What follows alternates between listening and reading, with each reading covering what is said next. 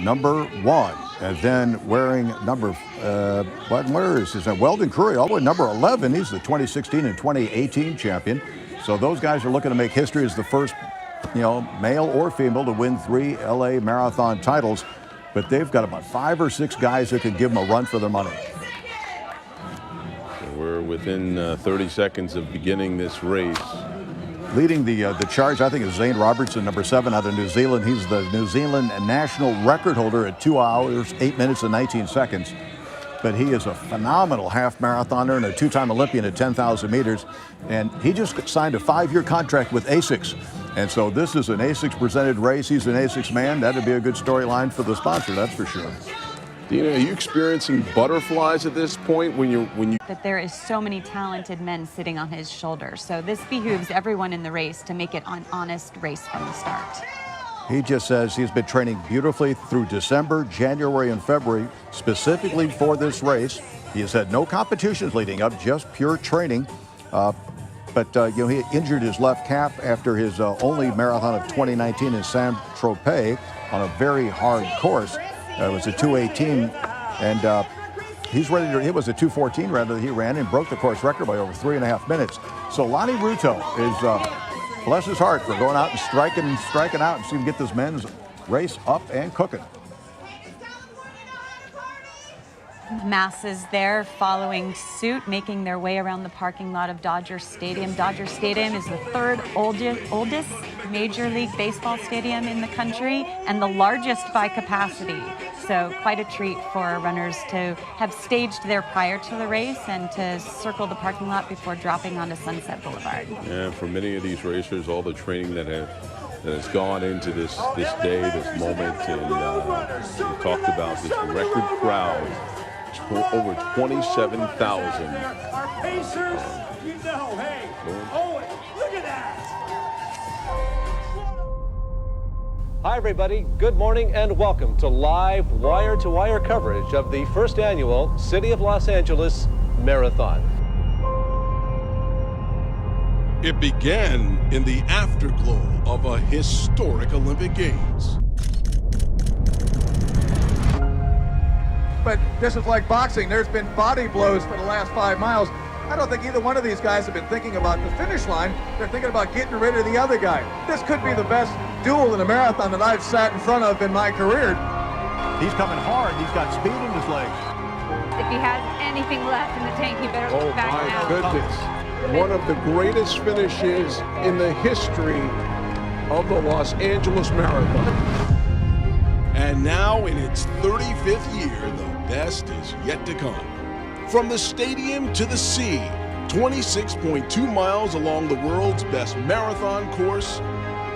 From the home of an icon of the sporting world, through neighborhoods that are rich in culture and celebrate the diversity that bonds us all, to the glitz and glamour of Tinseltown, where you can walk among the stars as you chase your dreams. This collection of more than 27,000 dreamers are an eclectic mix of elite athletes and everyday heroes. Their journey began long before cold morning in Dodger Stadium, and it will not end on the shores of the Pacific. On this day, they will spend the greatest 26.2 miles of their life, remembering what has come before and celebrating with every step the memories that brought them here.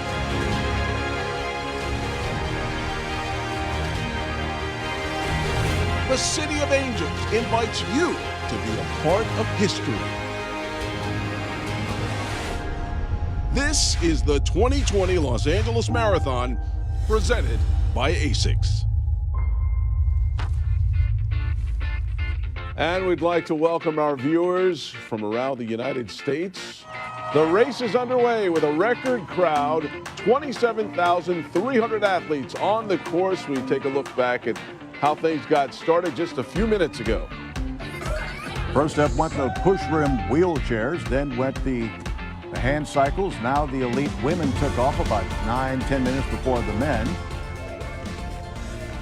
Emily Gallen on the left helped take these women out. And there's our men as the national anthem was presented and the colors flown. And now All categories and all 27,000 have begun their 26.2-mile journey. Just got our first men's mile split in 5 minutes and 6 seconds,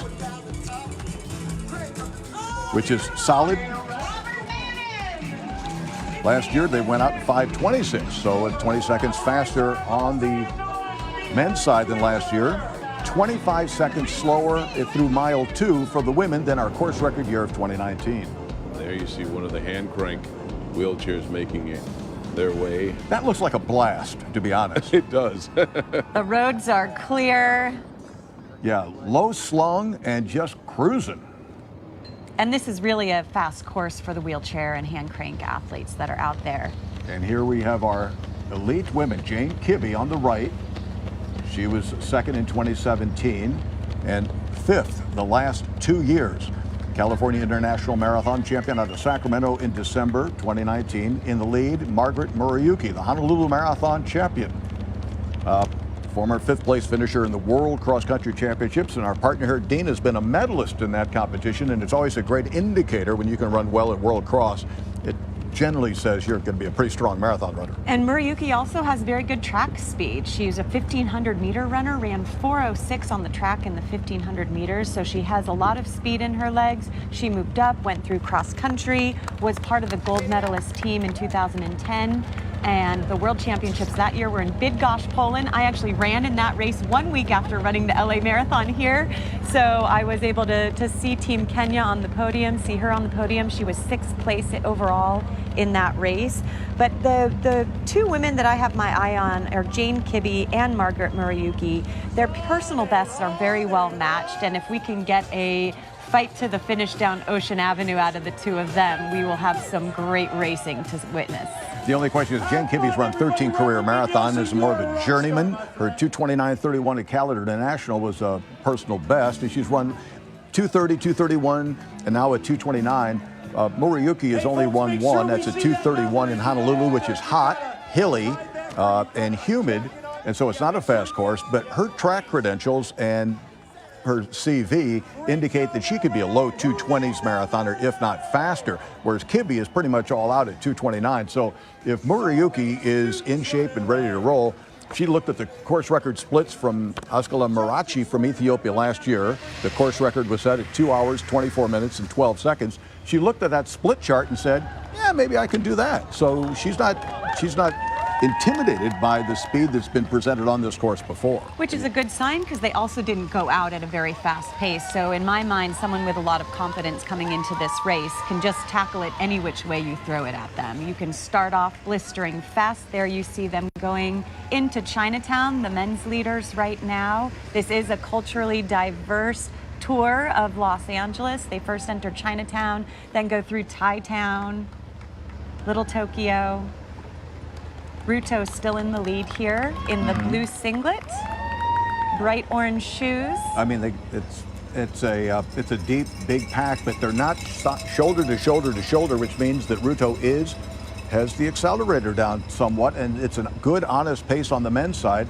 If it wasn't like that, you would have the pack would be strung more across the road. So when it's lined up more in single file, that tells you that somebody's actually running. Yeah, Ruto, he wanted to come out fast. He was very aggressive at the beginning, and he is pushing the pace. The 2020 Los Angeles Marathon, presented by ASICS, David Pingalore, is at Dodger Stadium with the CEO of ASICS America. Good morning, Ping.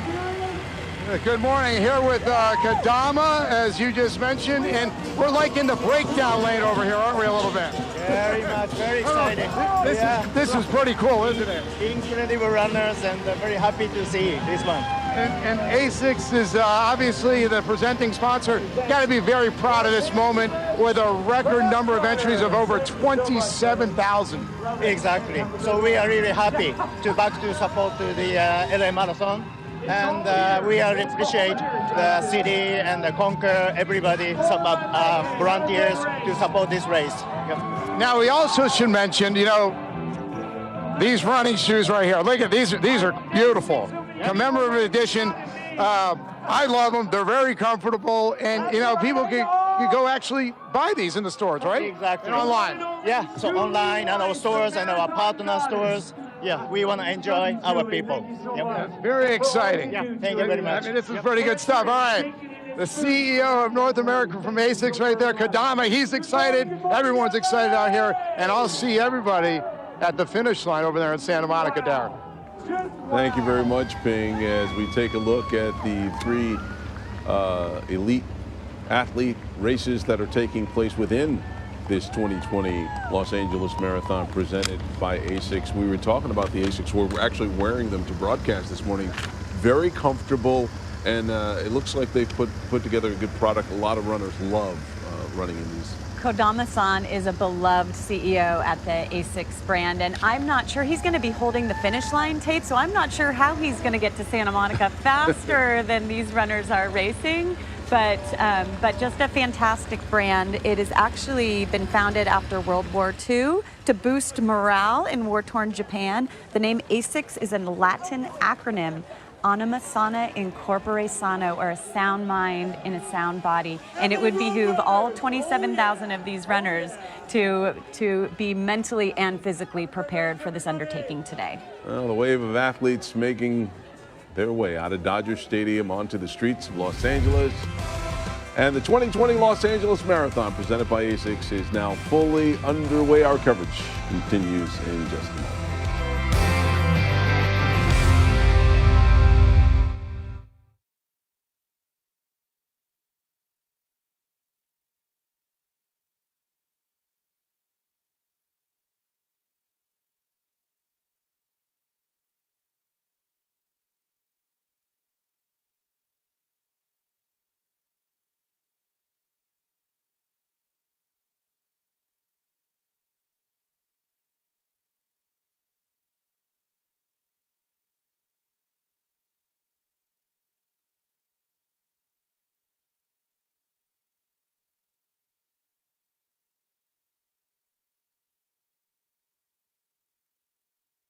When my body is in sync with my mind, that's when magic happens.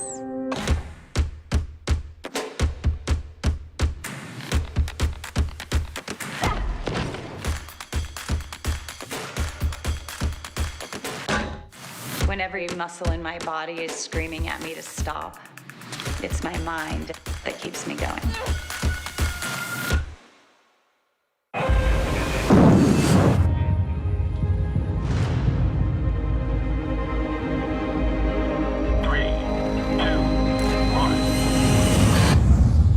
Today, we stand before a historic event. No words can describe this. Earth is here, waiting to be reached.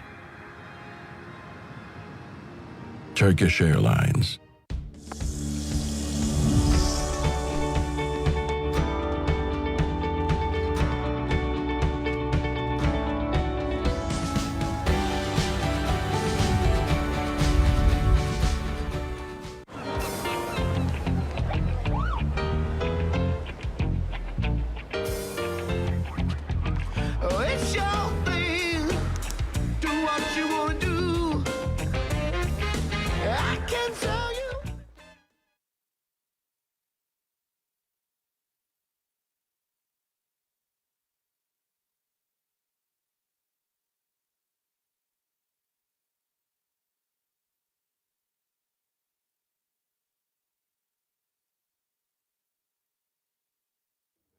Alicia Barno, our two-time champion, including our defending champion in the orange top.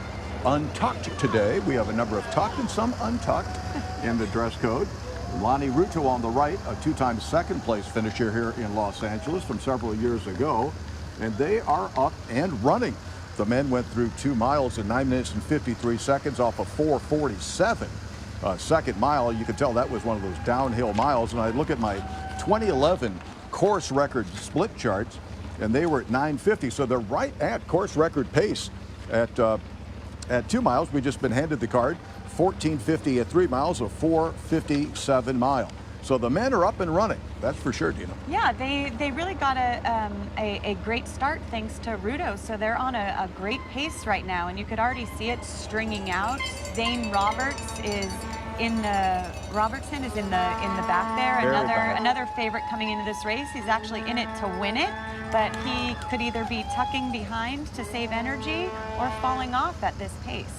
And here's on the left of the screen, we can see our three women. That's Murayuki, the Honolulu champion, on the inside in the dark blue. That's Almaz Negedi from Ethiopia.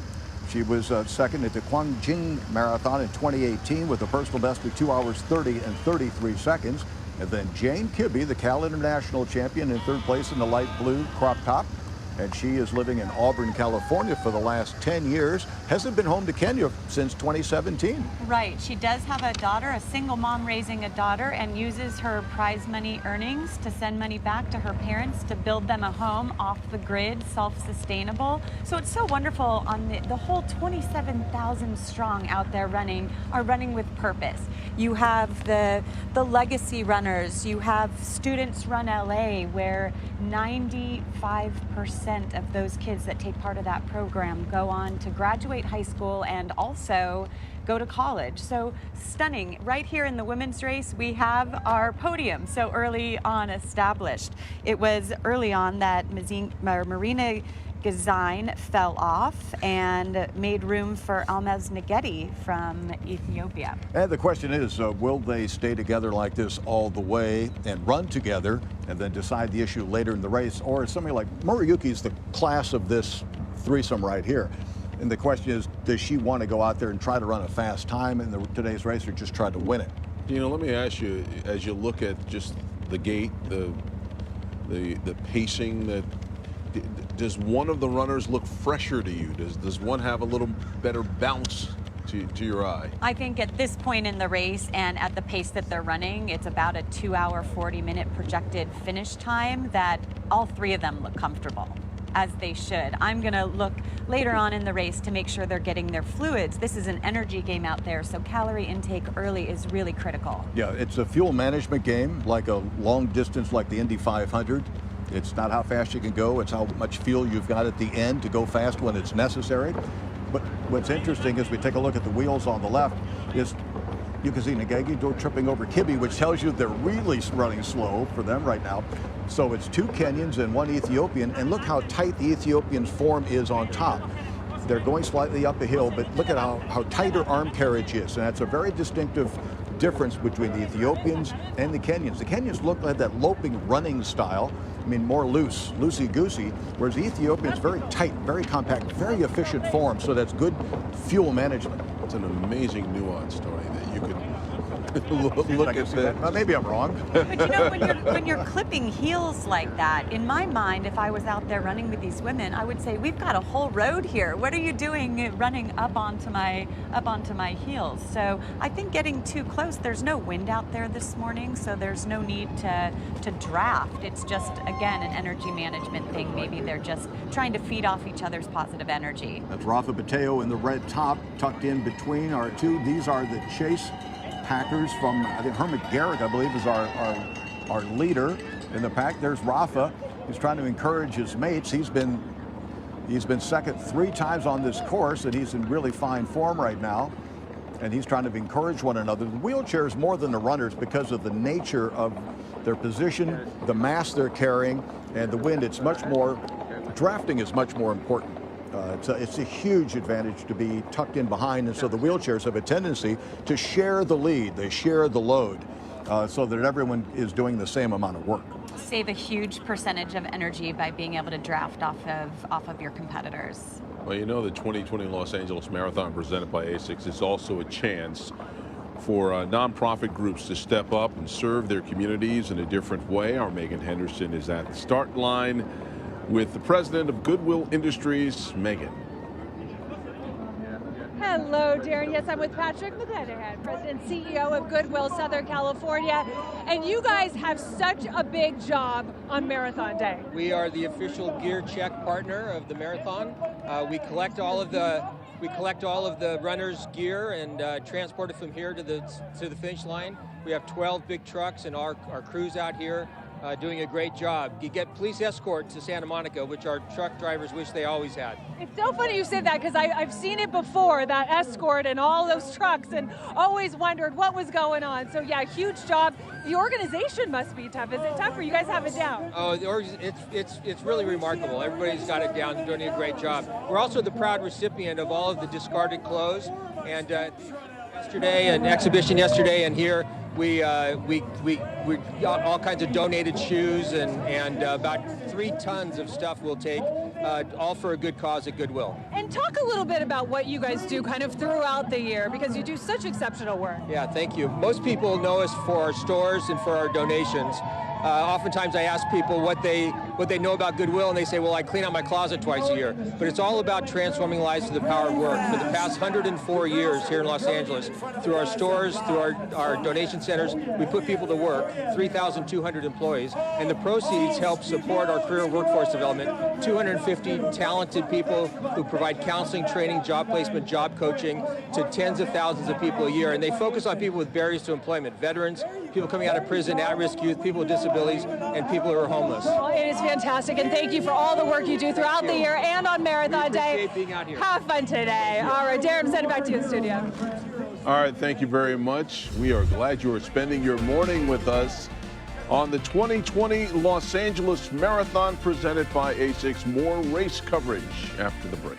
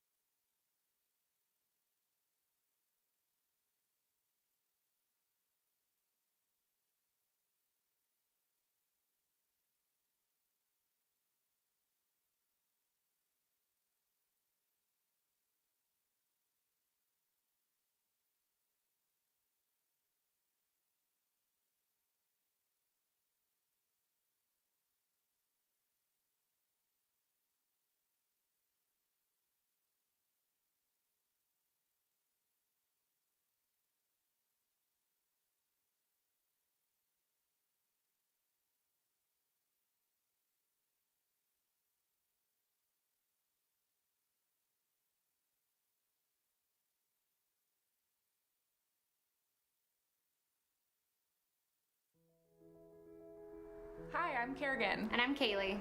And we're the founders of Sagely Naturals. Sagely Naturals is a CBD wellness brand that provides people with an approachable way to access the benefits of cannabis without the psychoactive effects. Kaylee and I wanted to empower people to take back control of their well-being and get people back to doing what they love most. We source CBD from US-grown hemp to ensure there are no trace amounts of THC in our products. To keep with this plant-based philosophy, we incorporate this hemp into clean and natural products that are free from parabens, sulfates, artificial colors, dyes, and fragrances. Sagely Naturals, CBD wellness products that help you feel your best, naturally.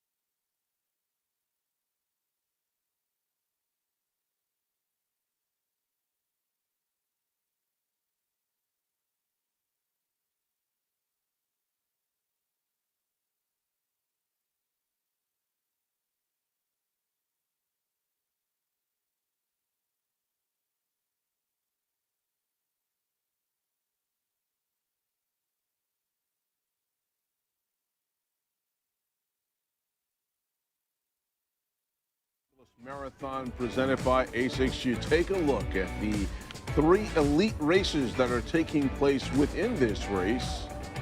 Pretty competitive for the elite men and women.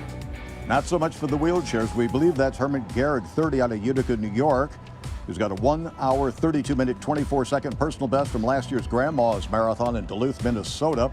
2-time Twin Cities Marathon champion, 2-time Miami Marathon champion, originally from Bosnia.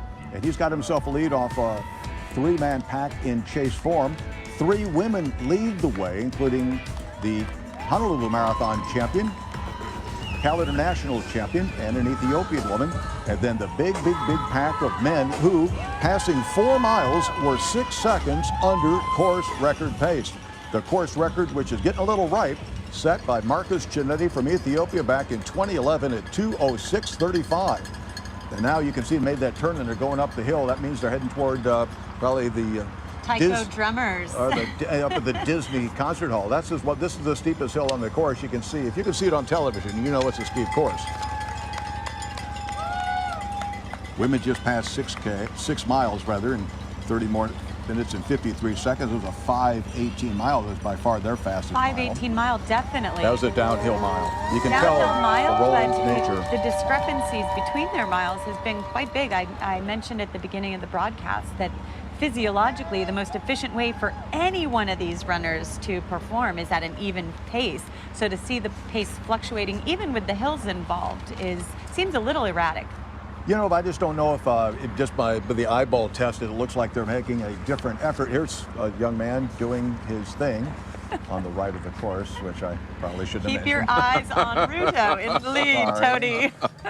Sorry, that was like Caleb Horton there. We're back at Dodger Stadium right here as we are inside clearing joke. the start line. And look at the costumes.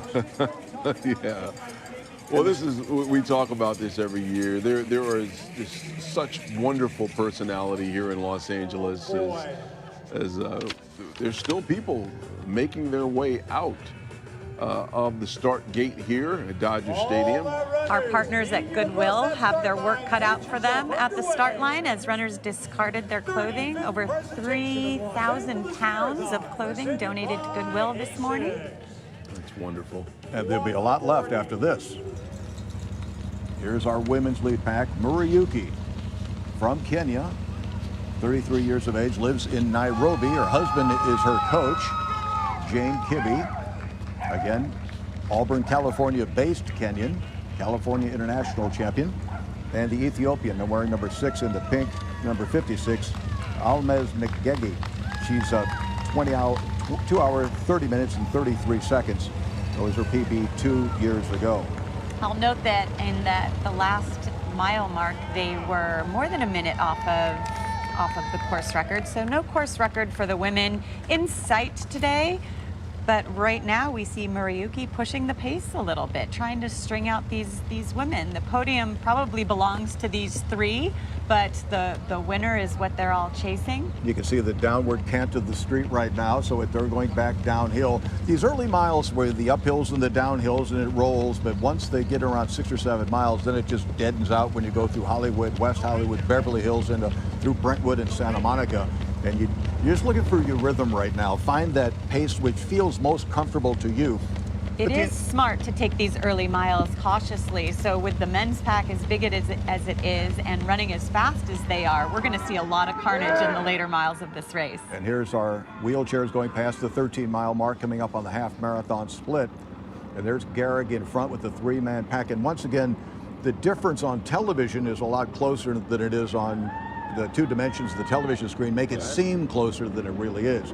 But it's very much the advantage of the 3-man pack working together to run down the single runner, athlete in front, just like you see it on the Tour de France. The peloton almost always catches the breakaways. Absolutely. Almost always. You could see a little fatigue in him as he's resting his arms between pushes. That was a pretty good climb that he just came up, and he knows that the pressure is on from behind. Hasn't taken a look back, so he's just keeping eyes forward, trying to keep his chair straight and on a roll. Islani Ruto, once again, high, a beautiful form, straight back, eyes up. Longat in second place. Weldon Karui, a former 2-time champion, in third. All those guys, all 3 of our top men right now on the right of the screen have all had a good experience on this LA course. Dina, when you're in a line like that, as you look at the women elite, do you prefer to be in the front or the rear, the middle? The women just now passing mile 7 as we see the mile mark. I like to be a leader. I think being able to be the driver of a pack is really important. The exception would be on a windy day to slip in and waste as little energy as possible. But I like to define myself as a leader from early on. In saying that, I don't like to have anyone on my heels.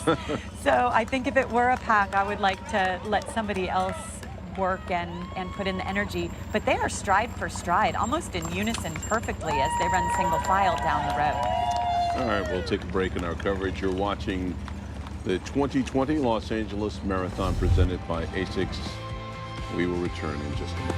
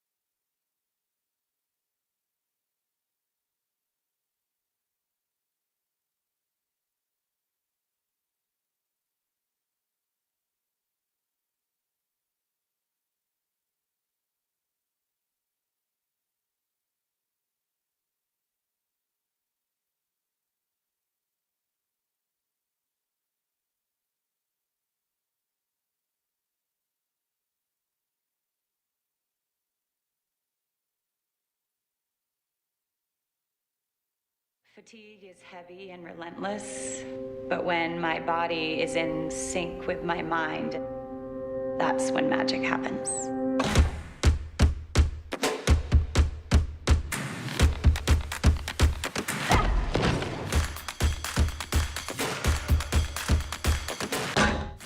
When every muscle in my body is screaming at me to stop, it's my mind that keeps me going.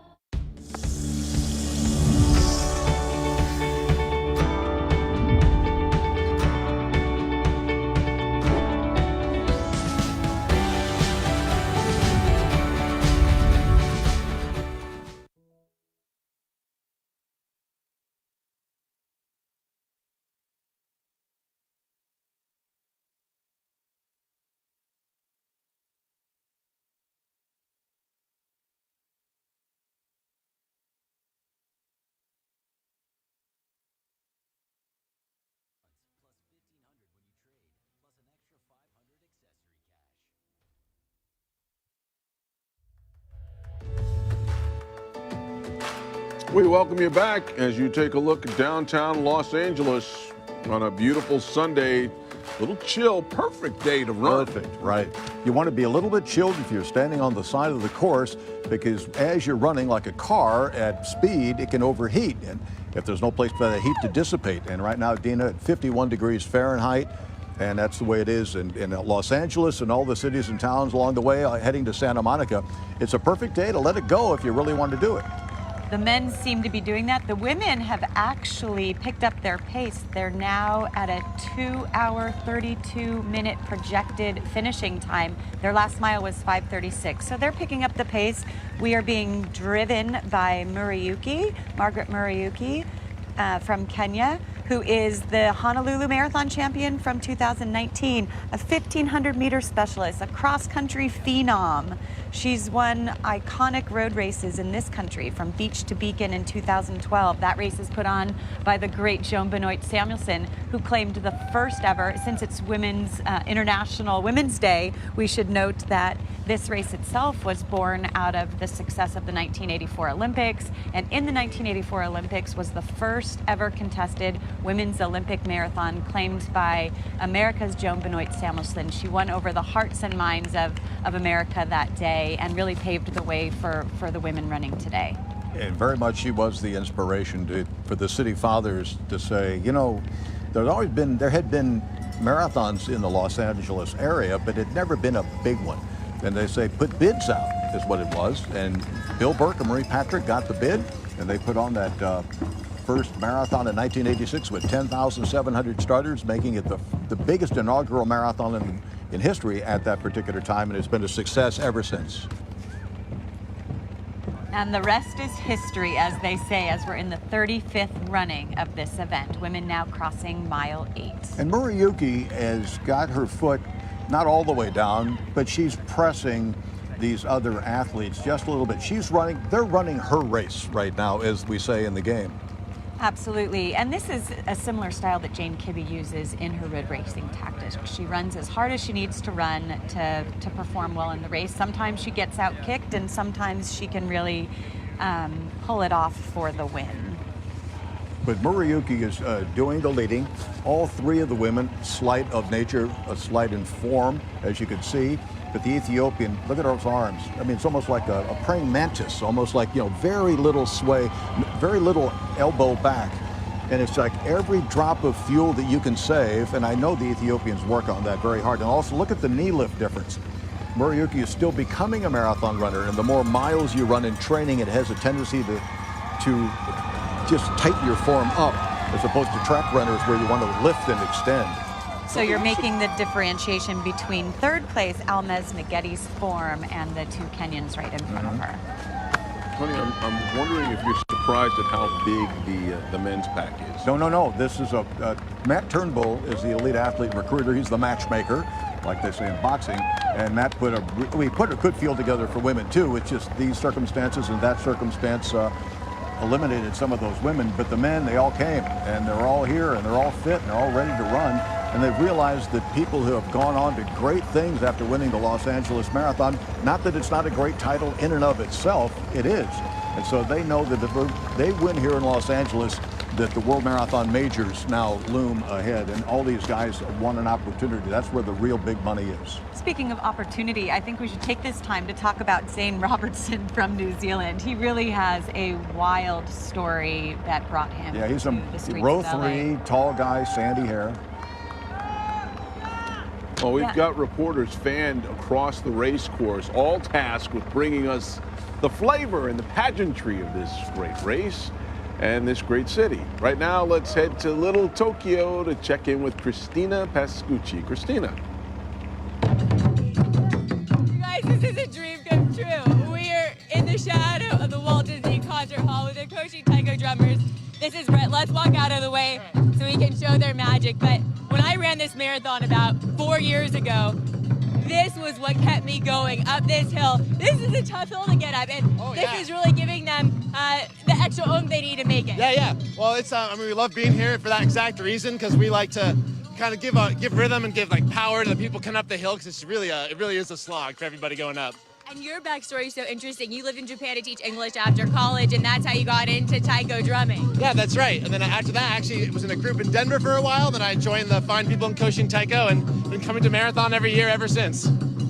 Why is this the perfect location? I mean, this is one of only 3 Japan towns in the entire country right here near First and Grand. Yeah, that's exactly it. I mean, it lets us kind of represent like Japanese culture with Japantown, bring that spirit to everyone here running up the hill, and it's it's a big honor to be here. What's really cool about this group is you have some beginners amongst you who have only been doing this 3 months. That's right. Every year we take a bunch of members in January, we teach them a song, get them ready, bring them in, and we all play together. So it's real fun for everyone. And Koshin, the beginning of your name means what? It means bright heart, bright spirit, and that's like how we like to play and like what we like to give to everyone on the hill and help them get through the race. You guys are amazing. Thanks for letting me play along. I'll throw it back to you in the studio. Thank you very much, Christina. As we take a look at the men elite runners, Rotu he's pretty much led this thing from the beginning. Yeah, if there was money for pacing, he'd be the guy. He's leading it with Longat, the little man on his right in the Kenyan with a little bit quicker a turnover. He was second in this race back in 2015, so they know where this course is headed. Well, in addition to the elite men, the 27,000 runners pushing deeper into the course as the 2020 Los Angeles Marathon presented by ASICS continues. Stay with us. We'll return shortly.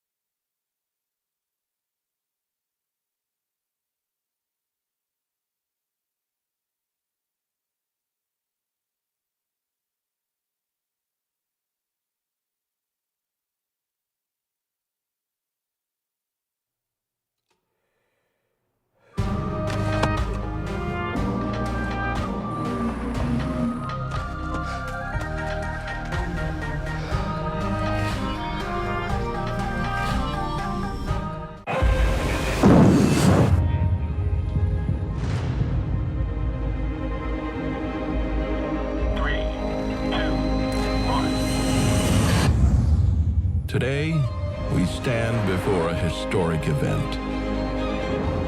No words can describe this. Earth is here, waiting to be reached. Turkish Airlines.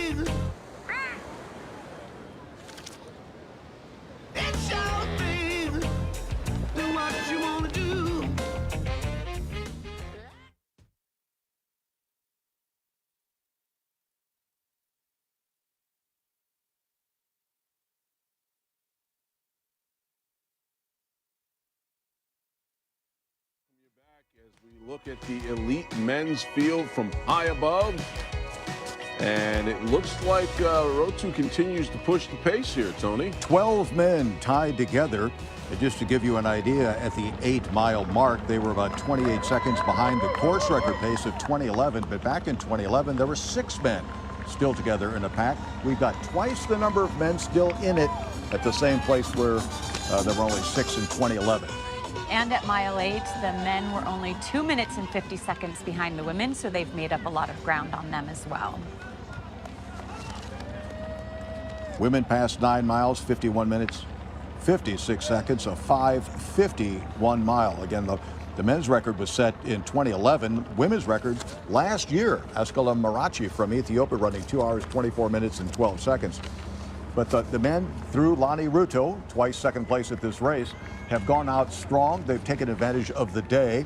You never know, Dina, when you stand at the starting line, whether or not, I mean, you can have the best fitness of your life, and the day just doesn't lend itself to expressing it in a finishing time. But here, these guys came in fit, ready to roll. A lot of these guys with experience on this course, and they realized, wait a minute, this is an ideal day to run. We're not going to let this go. Right, but haven't we also seen races where you think this is an ideal racing conditions and on a fast and flat course, and it ends up being a tactical race? So it really does come down to letting those first few miles unfold and see really the dynamic of the athletes as they begin racing. You see the wheelchairs in Beverly Hills, Rodeo Drive. You can't help but have the Pretty Woman soundtrack going through your mind as the athletes go down Rodeo Drive. We could say little John Longot right there. John Longot is an interesting story because he ran 3 marathons last year, and he got better with each one of them. He started off with a 2:15 in January, but he said he had an Achilles tendon problem. He was second in that race. Then he won the Lens Marathon over in Europe in May in 2 hours, 10 minutes. And then in October in Eindhoven, he ran 2:07. So he went from 2:15, 2:10 to 2:07. So he's really showing a lot of improvement. And Dina, when you can take that big of chunks off your PBs in 3 consecutive races, that tells me there's more time available. Absolutely, and then it really lends itself to feeling that momentum coming into the race. At mile 9, the men were at 5 flat mile pace and only 2 minutes behind the women. So they're closing in fast. By the way, did you just see they passed Emily Gallen, who is leading there on us the left of your screen? The men just passed her. Just to give you an idea, last year, Alicia Barno won his second race in 2 hours, 11 minutes, and 47 seconds. They passed 9 miles last year in 47 minutes and 16 seconds. 47:16 at 9. Today, 44:28, almost 3 minutes faster. We're on a very fast pace in LA on the men's side today. You know, here is the Stadium to the Sea course. You can see where we are right now. Yeah, and you know, the 27,000 people, they take in the sights. You ask any one of these leaders, how'd you like the course? What'd you think of the sights? And they said, what sights? Oh my gosh, that is so funny, because as a professional athlete, I feel very invested in the journey, and I want to know everything about that course before I step on it. Every turn, every sight I'm gonna see, and draw inspiration from it. That Hollywood sign screams its name at me when I pass it by in Los Feliz. But so many people just sit there, they're just locked in, they're looking at 10 feet in front of the road, and they're gauging not only how they feel, but they're sensing how their opponents feel. And you're gaining information. I always say there's an enormous amount of unspoken communication within the lead pack. You're trying to read those unspoken signals to see how you're feeling in relation to your competitors. Right, reading their signals and trying to ignore the ones that are screaming in your legs at any given moment. But really, this race, you get asked so many times, what do you think about when you're running for this long? And a lot of times, it's not much. You're thinking fluids, you're thinking keeping on pace, and you're thinking to run the tangents. And we're thinking that it's time to take a break. We're going to do that. You're watching the Los Angeles Marathon presented by ASICS. We will be back in just a moment.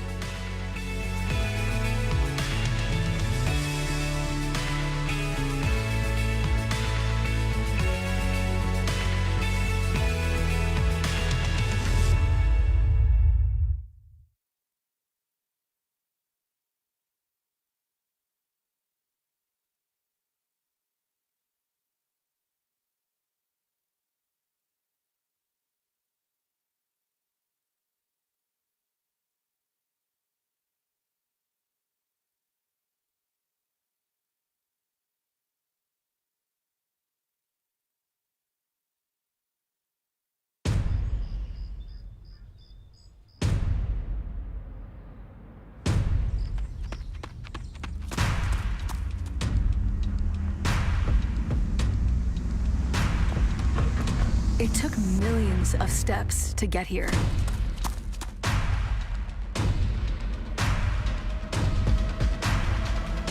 But this is the one that matters most.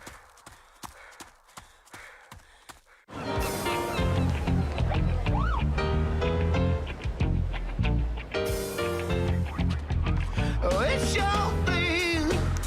Do what you want to do.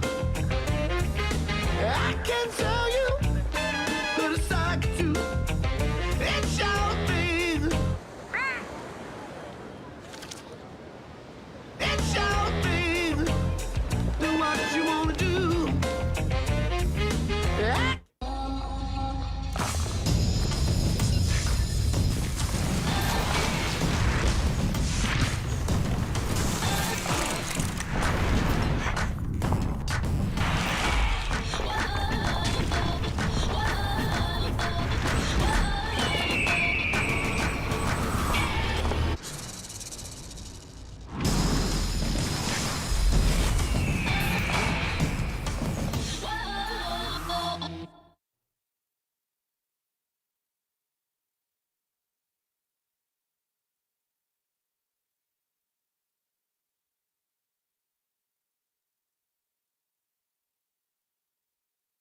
Marathon presented by ASICS. You're looking at the elite athletes, the wheelchair, the elite women, and the elite men, and competitive in all three. And number 206, Jose Jimenez, is in the lead. for, And in the we women's think. lead pack, we have Margaret Muriuki from Kenya. On her shoulder is now Almaz Ngeti from Ethiopia. And in the rear is Jane Kibbe of Kenya, who resides and trains here in California. A well-matched race between these women. They're on a consistent pace and really just enjoying their tour of the streets of Los Angeles right now. Such a well-matched race. We have the 2019 Honolulu champion. The Ngeti was actually second place in the Chongqing Marathon a couple of years ago with a personal best of 2 hours, 30 minutes. She's been second at Wharf to Wharf here against American Emily Infield a few years back. And in 2015 won the Lanai Marathon in China. So not a lot of recent personal bests out of her, but she does look very comfortable sitting right in the middle. But it's been Margaret Muriuki who's done all the leading. Oh, I know that stretch of road to Santa Monica Boulevard very well. My mother-in-law used to live just to the left for many, many years.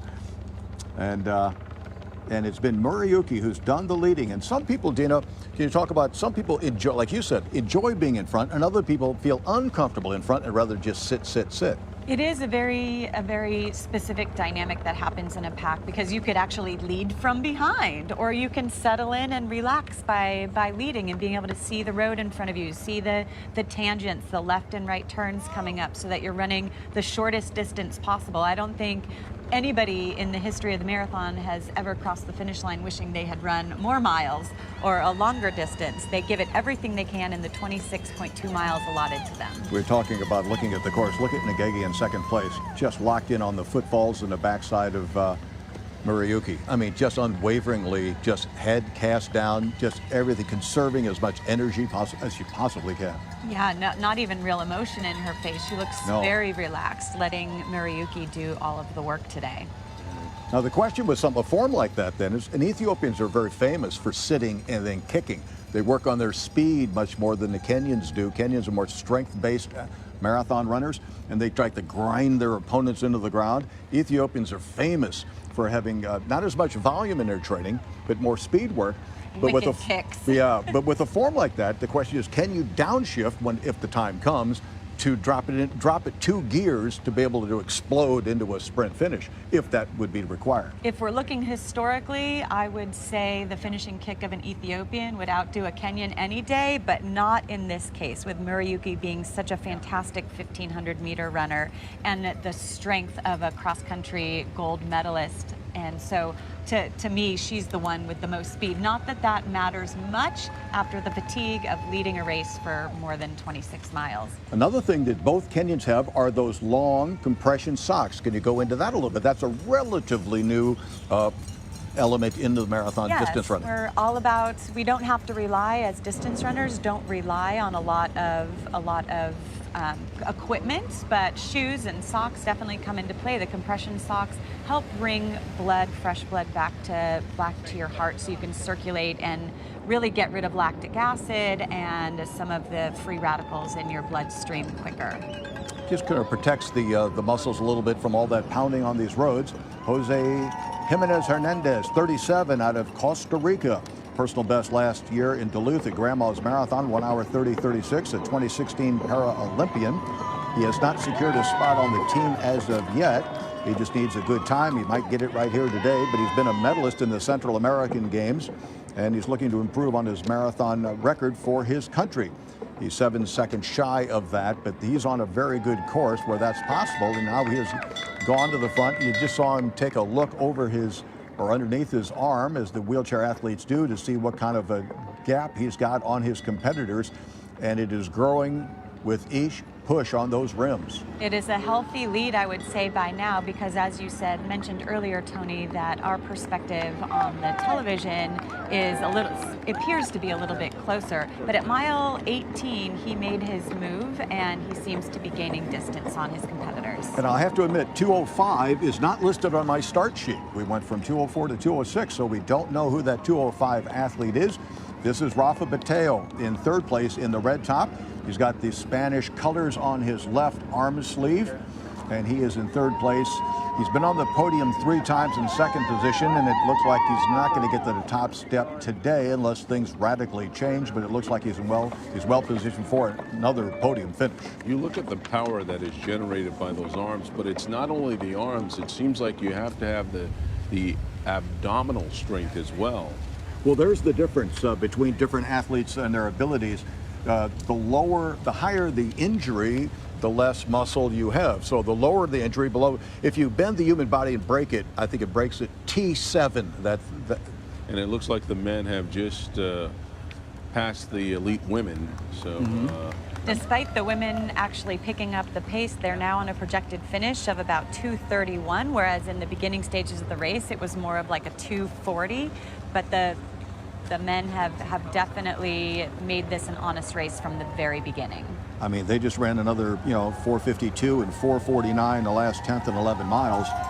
So Elani Ruto, wherever he finishes, he deserves a little bit of check from everyone who finishes this race with a good time, because he's the one that's doing all this work. But on the other side of the street are 3 women going to the aid station, getting those critical fluids that they'll need in the second half of this race. Our lead cars, thank you to Volvo for providing them so that the leaders can see their times. Women the most spread out now that we've seen them, thanks to that water station. Yeah, that has a tendency to break things up. It's a pit stop in automobile racing, and it has a tendency to break your rhythm.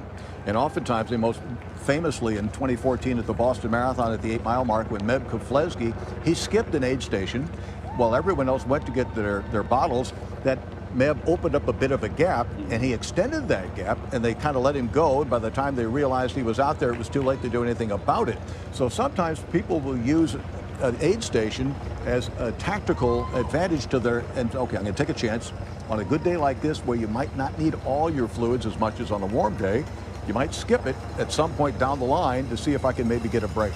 So we should say that Noon is the sponsor, that the 27,000 runners are getting drinks from today, but the professional athletes get their personal fluid bottles to fill with the drink of their choice. It's something they've practiced with over the months. So to anyone looking to run this race sometime, I would always mention to practice with what the race is providing to get your gut used to being able to consume those calories.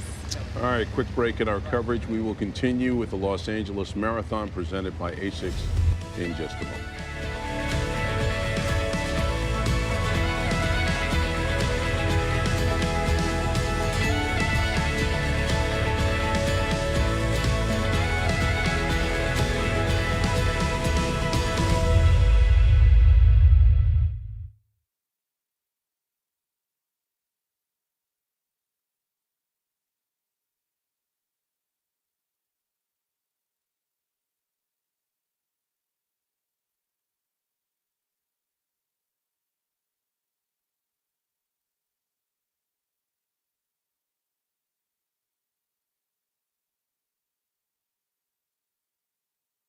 Fatigue is heavy and relentless, but when my body is in sync with my mind, that's when magic happens.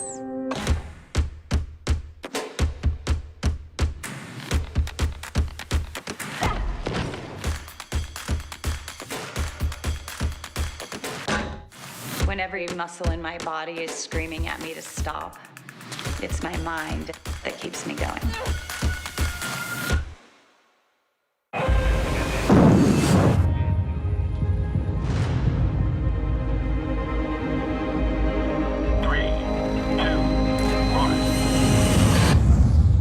Today, we stand before a historic event.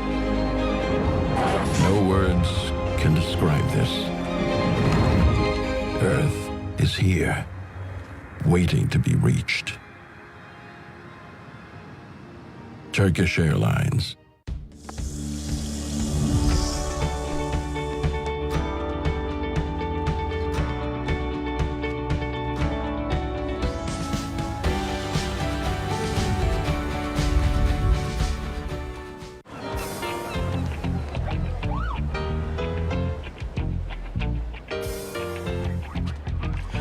It's your thing.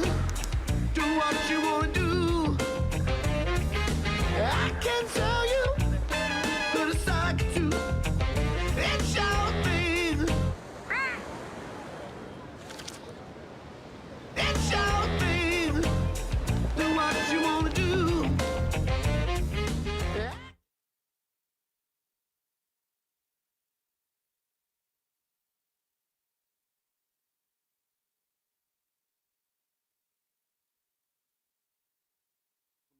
Our coverage of the 2020 Los Angeles Marathon presented by ASICS, and Rotu continues to lead the pack for the elite men runners.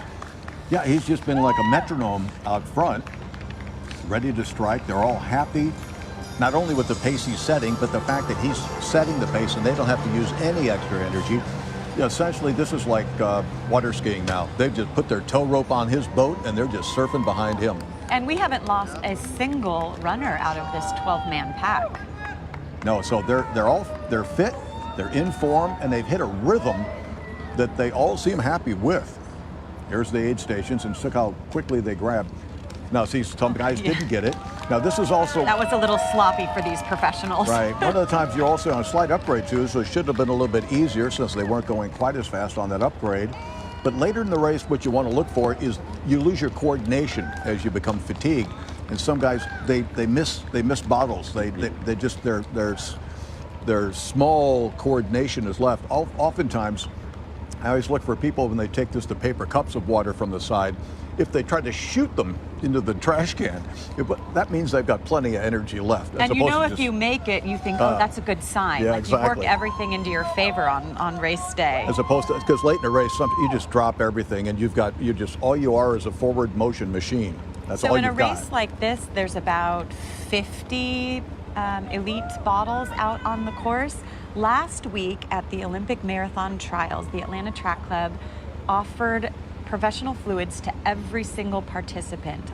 700 participants got their own professional water bottles. That was 3,000 water bottles out on the course, and it went flawlessly. I had the privilege of being in the women's lead vehicle and was able to see that each woman got their bottle and was able to consume it. And that was a real risk in a race like that, to mess up a water bottle station. So something as a heroic undertaking as that went smoothly in the Olympic trials last weekend, where we named 6 people to our Olympic team. On the men's side, it was Galen Rupp, Jacob Riley, and Abdi Abdirahman. Abdi and I made our first Olympic team together in 2000, and so to see him make his 5th Olympic team was so exciting to watch. And on the women's side, Alafine Tuliamuk, Molly Seidel, and Sally Kipyego all made the Olympic team. It was an exciting race. Yeah, hilly,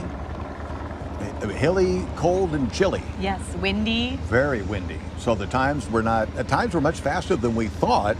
So because the stakes were high and the talent was deep, much like we're seeing on the men's race today. Yeah, that's exactly right. They had the idea. Everyone thought it was going to be a 2:11 race on the men's side. It was a 2:09 race. But now Lonnie Ruto continues to lead the charge as he had from the minute we stepped out of Dodger Stadium. Lonnie Ruto wearing number 4.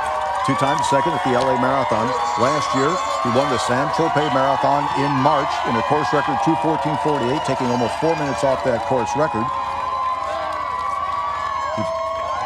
We're just going to come up near that halfway mark. The men are about 1 minute and 20 seconds off the course record, but they're still running in the sub 2:08 range, which is very quick. And because there's 12 guys or so together, Dina, they actually haven't started racing off of this pace. This is the foundation off which the moves will be made. So there's still time to make up on that course record later in this race. Pretty much everyone feels good at the halfway point. It's getting closer to that 20-mile mark that we'll start to see the tolls that the hills here have taken, and also whether people are running a little outside their fitness zone. All right, we're halfway through the elite men's race. Quick break as we continue our coverage of the 2020 Los Angeles Marathon presented by ASICS.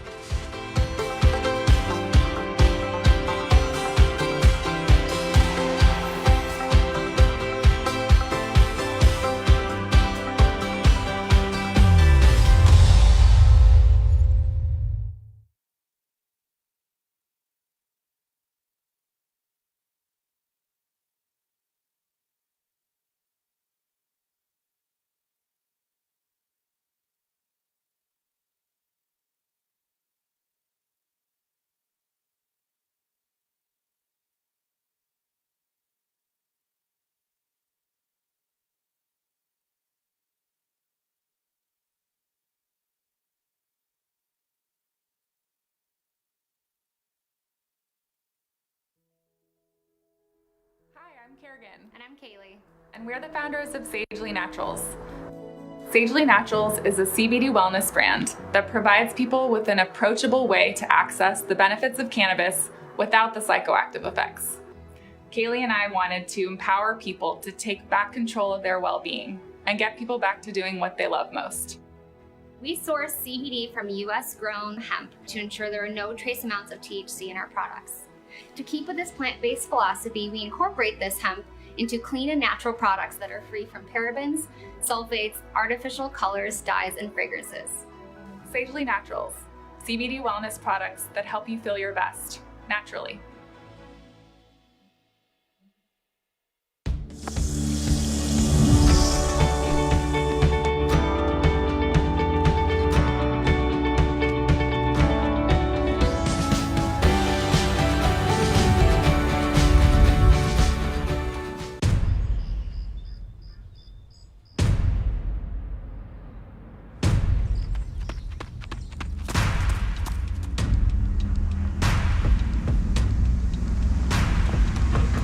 It took millions of steps to get here.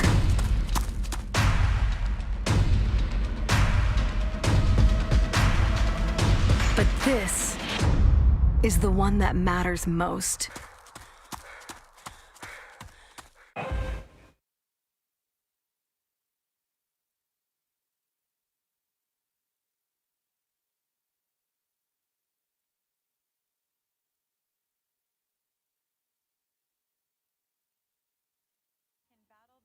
Almaz Negedi from Ethiopia and Margaret Muriuki of Kenya. Muriuki's still the leader, though, still pushing the pace and being the driver of this train. Yeah, she's on the right in the dark crop top. The Ethiopian is in the pink top. And she's just dogging her heels. And at some point, that's going to, you see Muriuki giving her a couple looks already. At some point, as one of our lead men goes screaming by, you will see as our splits are along the bottom of the screen. At some point, it'll start getting to Muriuki psychologically. She's not putting any distance on her. She tries. And you really start to understand the silent language, the silent communication of racing. That look by Muriuki was really an ask to help lead this race, help pace them through these next few miles. She's done all of the work. Even looks like she's putting in a little surge right here. But really, it would be great to have Negedi do a little brunt of the work here. You know, I disagree with that, in the sense that it's real simple. Point A to point B, see you there. No style points, no form points, no lap points. No courtesy. No courtesy points. Listen, if speed is your thing, why would you give that up to do any leading? If you don't like me on your heels, then drop me. Well, that's the game that's being played right now. Muriuki has dropped Kibi, her fellow Kenyan, who's back in third place. We see her in the distance. But that Negedi in that tight Ethiopian form is right with her. Now, she's only run a 2-hour and 30-minute marathon, has Negedi, but she's done it a lot of times. She's 33 years of age. Her best 2 hours, 33 minutes back in March of 2018 at Zhongqing. Dalian Marathon, 2:31. She's a solid 2:30, 2:31 lady. And Muriuki has got credentials that lead you to believe she can be much better than that. All right, let's check in with Christina Pascucci, who's standing by with a special guest. I am so excited to introduce you to Bill and Joel, who are two warriors. Thank you guys for stopping for a second here at Mile 4 to chat. Let's start with you, Bill. This is your 10th marathon, yes? 10th LA Marathon, 21st total. Oh my gosh, you were incredible, and you are a cancer survivor. That is why this year is extra special. Exactly. I'm 6 months post liver transplant to cure my liver cancer. Yeah, so it's amazing. Being able to do something like this. Yes, it's a dream come true. None of my medical team thought I'd actually be able to do this, but it was running that actually accelerated my recovery and gave me the opportunity to run this beautiful race. It's my favorite race in the entire world. It's in my backyard, and I'm running with just wonderful friends, all for the Brave Like Gabe Foundation. Brave Like Gabe! Let's talk about this, Joel. Tell me about what's been happening with you. You're fighting cancer right now. Yeah, so we found the cancer about 5 years ago, and my wife's an exercise physiologist, so this was just kind of a natural coping mechanism for me. So she's been my coach, and for the New York Marathon this last year, we found Brave Like Gabe, and ever since then, that's been our people. So. And it's on your lungs, by the way, and you were defying what people might think is possible just by being here fighting also for Brave Like Gabe. Tell us quickly about that. It means everything. I love these people. I'm home here, so, and I'm so grateful for Phil. He's a good leader here on the course, and I have no words. Who is Gabe? Gabrielle Grunwald.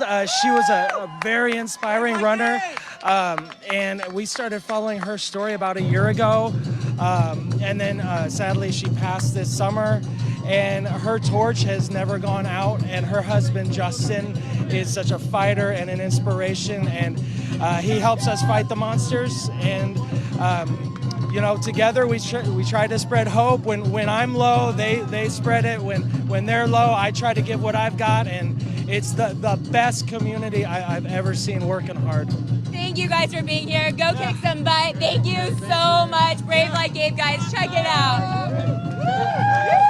Thank you very much, Christina. We are going to take a break and come back with the conclusion of the wheelchair race. You are watching the 2020 Los Angeles Marathon presented by ASICS. We're back in a moment.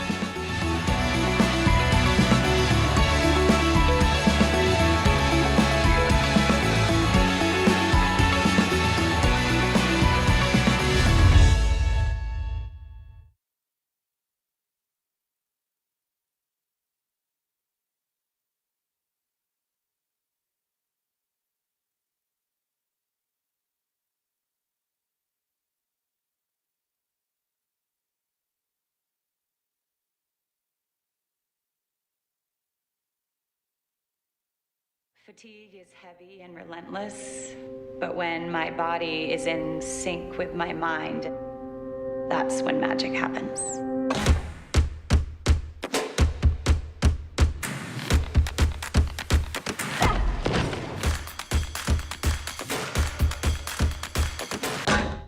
When every muscle in my body is screaming at me to stop, it's my mind that keeps me going.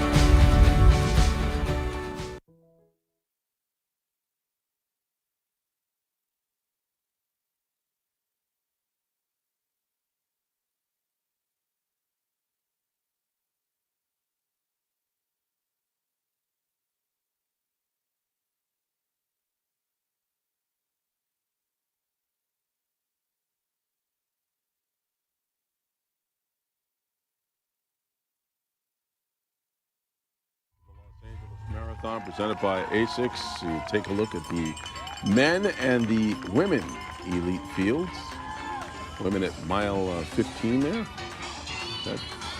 And it's the same configuration with Margaret Murayuki from Kenya going up against Almaz Negedi of Ethiopia, with Negedi's eyes cast right down on those bright lime-colored shoes in front of her, and she's just marking time. The question is, at some point, is she just holding on to that pace, or is she just sitting on that pace? There's the difference.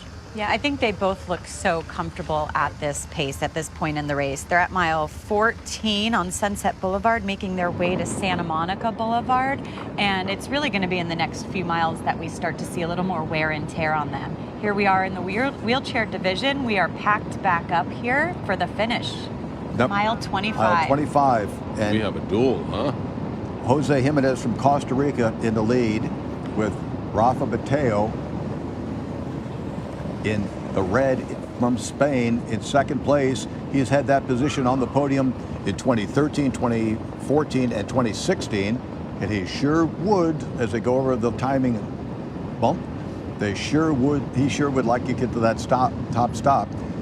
You would like to see him tucked a little bit more right on that backside like you see on NASCAR. That's San Vicente, the beautiful final stretch, where from a runner standpoint, they're going it's not downhill. There's 25, it's a downgrade. And it just, from a running standpoint, perfectly elevates your hips into this perfect, you spin the earth beneath you like on a ribbon. It's just a wonderful feeling of if you got running left in your legs. It does seem like he's trying to get up on him, but Rafael just keeps putting in these little surges to shake him. Yeah, because you don't, if the guy's right on your backside, that he's in your slipstream, and just like in the auto racing, he'll go by you because he's saving energy by being in your slipstream.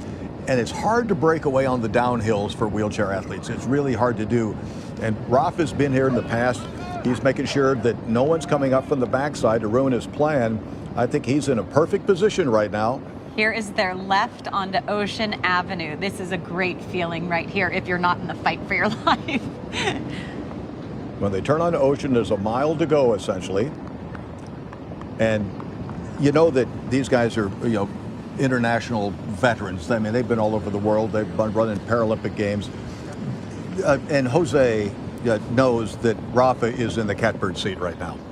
And another glance underneath his arm. This is going to be a great finish. Yeah, now he's tucked in right in. Now he's just going to ride him. Uh-oh, he's going to make his move now. Is it too soon, though? Now, if you go in front, or are you just being a nice guy and say, what are you thinking, to hold hands and finish and together? An exchange of smiles, is that wonderful? A fist bump. I love the humanity here on the streets of LA on this marathon morning. Rafa is such a genuinely well-liked guy by the entire industry and sport. And that's why there's a lot of people who are rooting for him with his 3 second-place finishes in the past. But there's great camaraderie amongst this crowd. And this almost tells me like they're planning on maybe either finishing together. I don't know, because they're not. Neither one's pushing. Finish. Well, at what point, though? At what point do you? It looks like Rafa's going to make his move now. Well, neither one is setting the other guy up. Rafa had Jose set up if he just wanted to stay in behind him and not say a word and just using him. But Rafa is like a real sportsman, and he's come up alongside his compatriot, and they're just going together. And there's too much fist bumping. It doesn't look like anyone's going to make a big break unless they say, okay, 100 meters to go, we'll take off. Well, it's reminiscent of boxing when you come out for that final round and you kind of tap gloves and you say, all right. Let's go for it. Let's see who's got it. They're going to go side by side and then see if they're just going to be no one's taking advantage Here of they it. go, though. They look like they're pushing a little harder. But still, just making sure no one's coming up on the backside, and that's not the case. Jose Jimenez, Costa Rica. Our first winners here coming to the finish line this morning. Rafa Mateo from Spain. I think they're going together. That's the spirit, I think. I think they're going together. So he's going to take a victory hand in hand. How about that? I mean, he does cross first. We'll see what the officials do, but the spirit of that day was a tie. What a wonderful way to start the finishing competitions in LA 2020. But wouldn't you pull for Jose? I mean, 3 second-place finishes. Wouldn't you? No, Rafa. You mean Rafa? No, exactly. Rafa, the 3 second-place finishes. And to me, that just shows what a great sportsman he is, because he said, I'm in shape. I think I have a shot today at winning this thing. And yet, I'm just going to go along with my competitor at the same time. And then in the blue, that's Alfonso Zaragoza from Mexico City in 3rd place. A former Pan American Games medalist back in 2011. And the class of some of these athletes in moments such as these, it reminds me back at the Boston Marathon when Meb Keflezighi, the winner there, was having an off day, and he ended up grabbing the hand of a woman he was crossing the finish line with and finished together. So there are moments in this sport that, although it seems very intense and individual, we're going to see that unfold in the men's and women's races now, but that we really do care about the bigger picture in this sport. It's a humbling game, Darren, because you have to put in so many miles and you have to work very hard, and the speed work is painful. And has a tendency to humble you. And so you have generally speaking, I'm not sure if it's chicken or egg, do those kind of people go into the game, or does the game help create that quality, that there's a wonderful spirit internationally.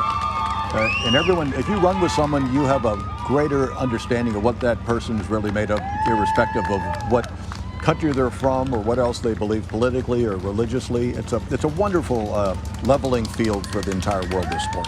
But we have a good battle between Kenya and Ethiopia going on the women's side. Margaret Muriuki of Kenya continues to lead the women's race. She's dressed in black, our leader there. And I'm telling you, Elmas Negedi from Ethiopia following closely behind. I'll tell you right now, Dina, there's no hand holding those two coming to the finish line. That's no Rafa Jose in the women's race, I'm telling you.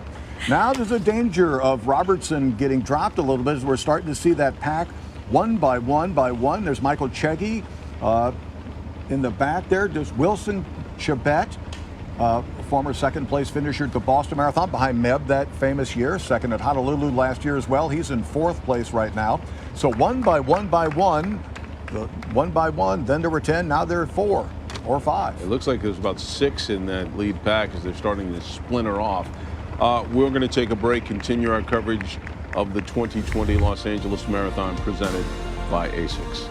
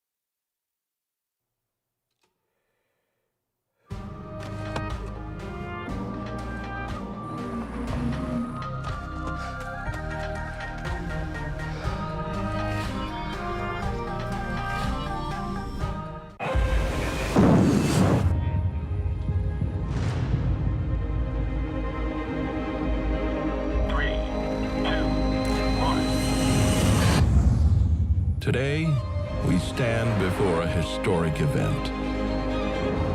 No words can describe this. Earth is here, waiting to be reached. Turkish Airlines.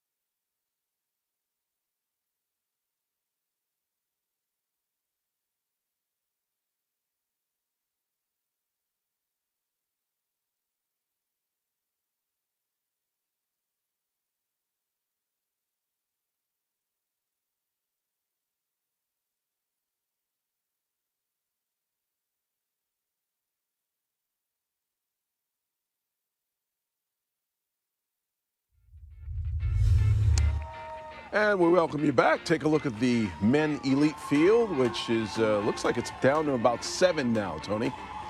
Yes, Lonnie Ruto still leads. And it looks like about John Longot's in there. There's the guy in the white top on the left. He is by Yelen Teshagar. He's Ethiopian. He's 20 years of age. This is his debut marathon. He's a 60-minute half marathon runner. For the last 2 years, he's had the fastest half marathon of any junior, in other words, under 20-year-old in the world. This guy is a killer. He's being coached by one of the best coaches, Teddy Hailu, who's the husband of Mesret Defar, Olympic champion, world record holder, one of the greatest female runners in history. You ran against her many, many times.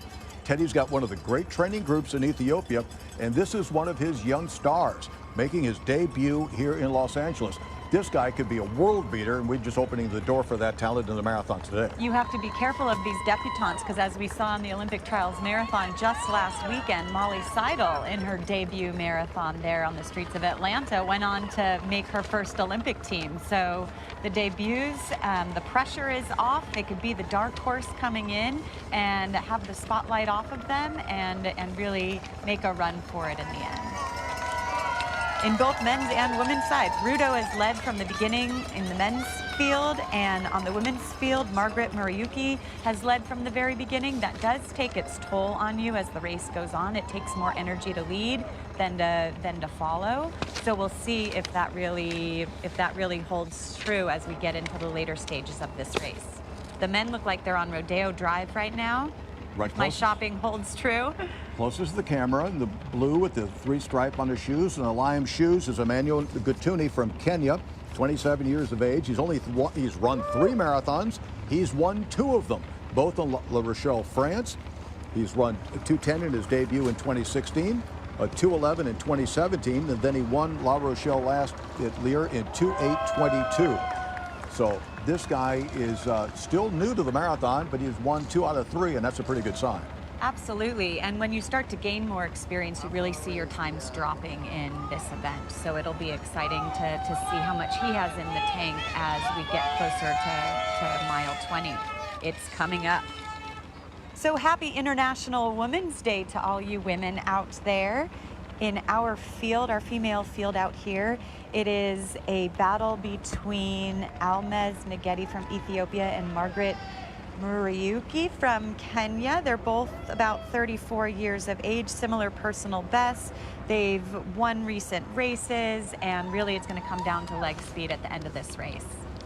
The men have been running some 5-minute miles as of late. Mile 17, a 5:08, and this is a dead flat part of the course, so there's no elevation that's going to create that differential, that slowing mile. They just could be gathering, or Rudo's tired of doing some pushing and no one else wants to take the lead from him. I know, interestingly, Dina, Ngegi is now not directly behind Murayuki. She's on her side, and even something small like that can mean the whole world has changed. Right, it could just mean that she needs to see the view in front of her with some turns coming up, but thanks to Volvo and our lead vehicles for giving those lead runners their paces for today, their running time from the start line. Some of these runners, it's interesting the dynamic that comes into this race, because some of them train alone and put in the miles alone. Some of them train in hefty training groups where you have record holders and national champions all training together and pushing each other. But just here in LA, they are together and stronger. The running clubs here make you feel such a part of a community to push your physical and mental capacity that you wouldn't normally do alone. The LA Roadrunners are the official training group of the LA Marathon, but they also have Runners High and the Pasadena Pacers, the LA Running Club, LA Leggers. We saw some of their runners being interviewed earlier today. The South Bay Runners Club. So coaches divide these athletes up into their pace groups to support and push their fitness, and in doing so, they're really transforming lives out there, much like they're raising money for charity, and some of these people are raising money to go home to their villages and build schools and hospitals. Right. The money really is well spent and stays within communities for the greater good. Right. Every one of these professional athletes from East Africa has a tendency to be supporting a very large extended family and even a village. And so it's not just them. They buy houses and spend tuition for siblings as well. So it's a wonderful story. It's very much like it's a bootstrap sport over here. If you look at the boxing champions in the 20th century, that mirrors in many ways the immigration patterns to the United States. In many ways, what we're seeing in marathon running is a bootstrap sport. It doesn't cost anything. So many of these athletes start off by running barefoot for years and years and years, and then once they get good enough, they get these contracts with the shoe companies. But because they ran barefoot for so many years, Dina, I think it makes their kinetic chain, you know, the ankle bone's connected to the knee bone, etc. I think they have much stronger feet as the foundation for the rest of their stride. No doubt about it. That is entirely true. And I also promote switching up your shoes a lot to get that similar feeling, not to get used to any one form or mold of shoe. Get a mix in there so that you're using your muscles a little differently and really creating a good foundation to build off of. It's great for injury prevention. So the tension continues to build on the women's side. The men on Wilshire through Beverly Hills. We'll take a break, come back to the 2020 Los Angeles Marathon, presented by ASICS.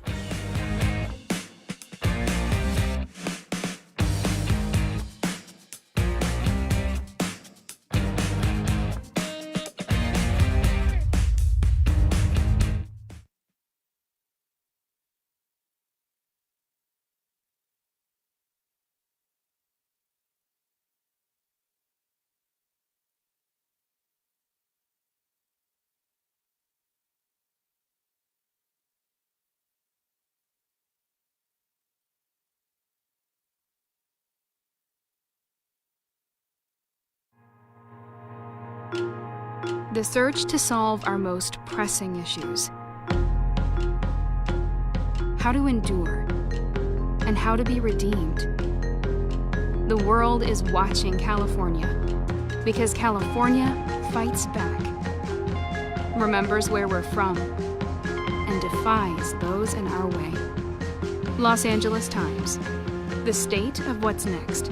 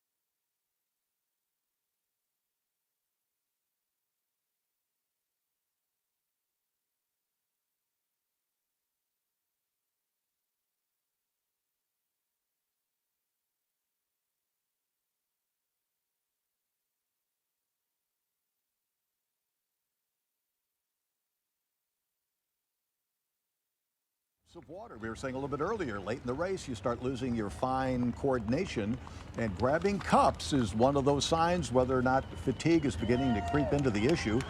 And on the men's side, Zane Robertson from New Zealand, their national record holder, who was hoping to win this race. I do not see him in that men's lead pack, which is down to about 7 or 8 or so, still led by Lonnie Ruto from Kenya, twice runner-up in this race.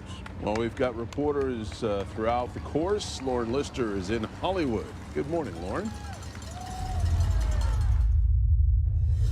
Hey, we are on Hollywood Boulevard. The Walk of Fame is just one of the things that LA Marathon runners are going to be passing through this morning, already are passing through this morning. Joining me is Ken Bernstein. He's the head of the LA Office of Historic Resources to tell us what are some of the iconic landmarks that runners are going to be passing in this part of the race. Well, we're in a National Register of Historic Places historic district here, and you see we're at the Walk of Fame, which is iconic. The stars on the sidewalk here, celebrating its 60th anniversary this year. The great historic theaters here in Hollywood, including the Chinese Theater directly across the street, Grauman's Chinese with its famous forecourt, the celebrity handprints and footprints, the El Capitan just down the street here, Disney's flagship theater, and several others, including the Warner Hollywood, the Egyptian Theater, another Grauman's Theater, and the Art Deco Pantages Theater, as well as vintage restaurants like Musso and Frank's and the Pig and Whistle. Musso and Frank's celebrated its 100th anniversary last year. So if runners look up, they're seeing vintage Hollywood here. And for people that are living all over the world, what makes those so unique? What makes this race and these landmarks so unique? Well, of course, there's only one Hollywood, and it's important that we preserve and identify these historic places. This is what makes Hollywood Hollywood, what people are looking for. But every neighborhood that you're seeing in the marathon route, what makes the LA Marathon so great, every neighborhood has unique historic and architectural resources. And if people want to explore, if they're not going to run 26.2 miles, but explore, go to our website, Historic Places LA, where we have an inventory of the architectural treasures in every community in Los Angeles. Ken, thank you so much. We'll send it back to you. Thank you very much. And you're looking at the women's elite race. It looks like they're in Century City now. Yes, Santa Monica Boulevard. Margaret Muriuki in the lead again, with Ngeti from Ethiopia tucked right back in there, not wanting to waste any energy. The Ethiopians are known as a nation of having closing fast races, and So if tradition holds true here, you see her looking down and struggling a little more, actually, Tony. I don't know if it's the uphill a little, but she seems to be losing some ground. It almost looked like Nageti would be clipping at the heels of Murayuki earlier in the race, and now there seems to be a little bit more space. One of the things we can say about Murayuki is she's comfortable being in this position. She, in her debut marathon in Honolulu last December, she was in a race-long duel with Betsy Saina, a fellow Kenyan who was 5th at the Olympic final in 2016 at 10,000 meters and is a 2:22 marathoner. So a woman with all that experience and all those credentials, Murayuki in her debut battled her the entire way into Kapiolani Park and only won it in the last half mile.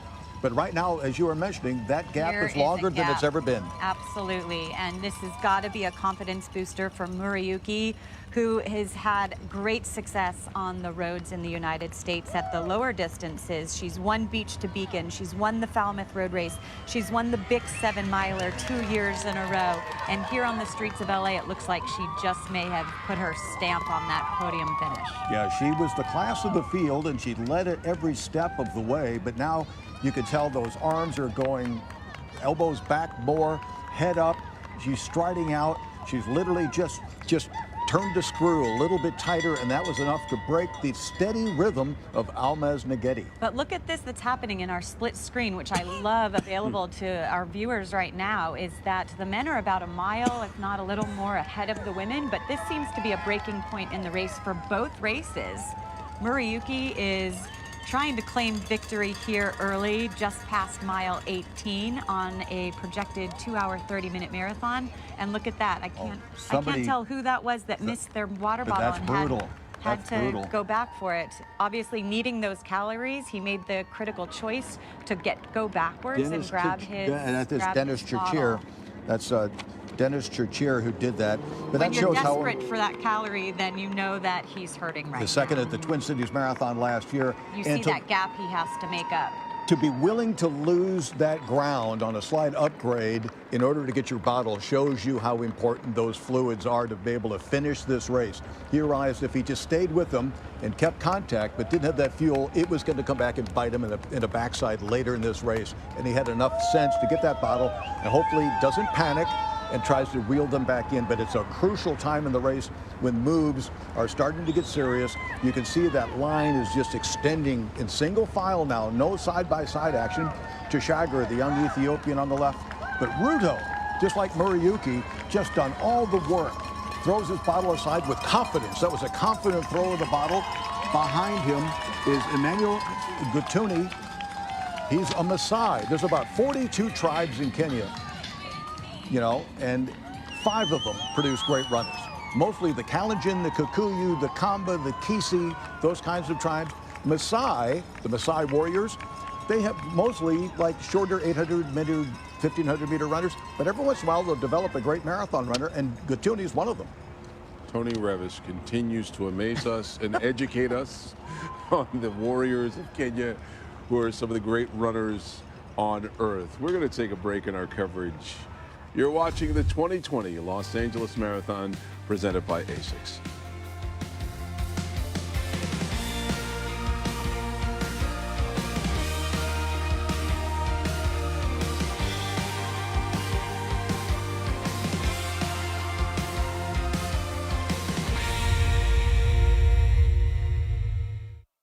Two new.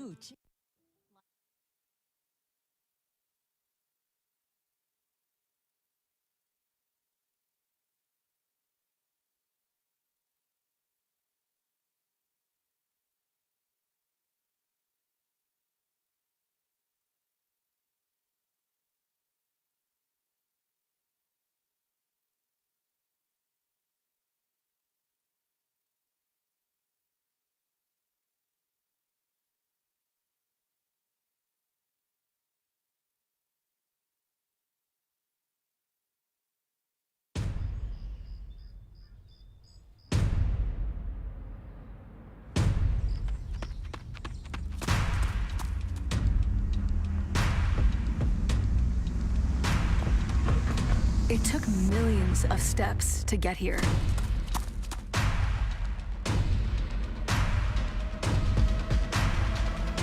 But this is the one that matters most.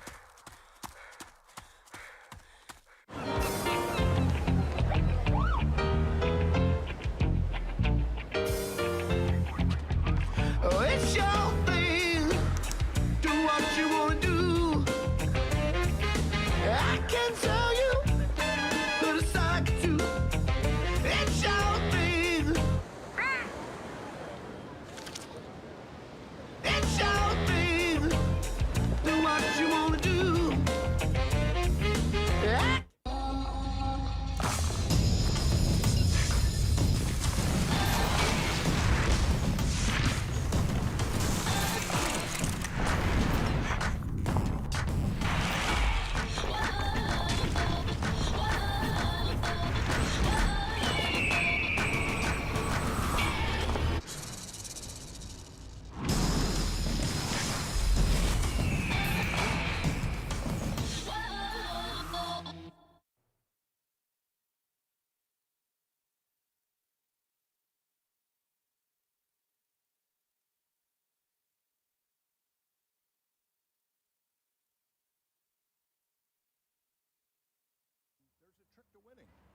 It's one thing to run from behind, to run a fast time. It's another thing to take the step in front and be a leader. Well, the target is now on your back, and not everyone psychologically, Dina, has the ability to get out there and put their nose in front. I mean, it takes a certain amount of courage.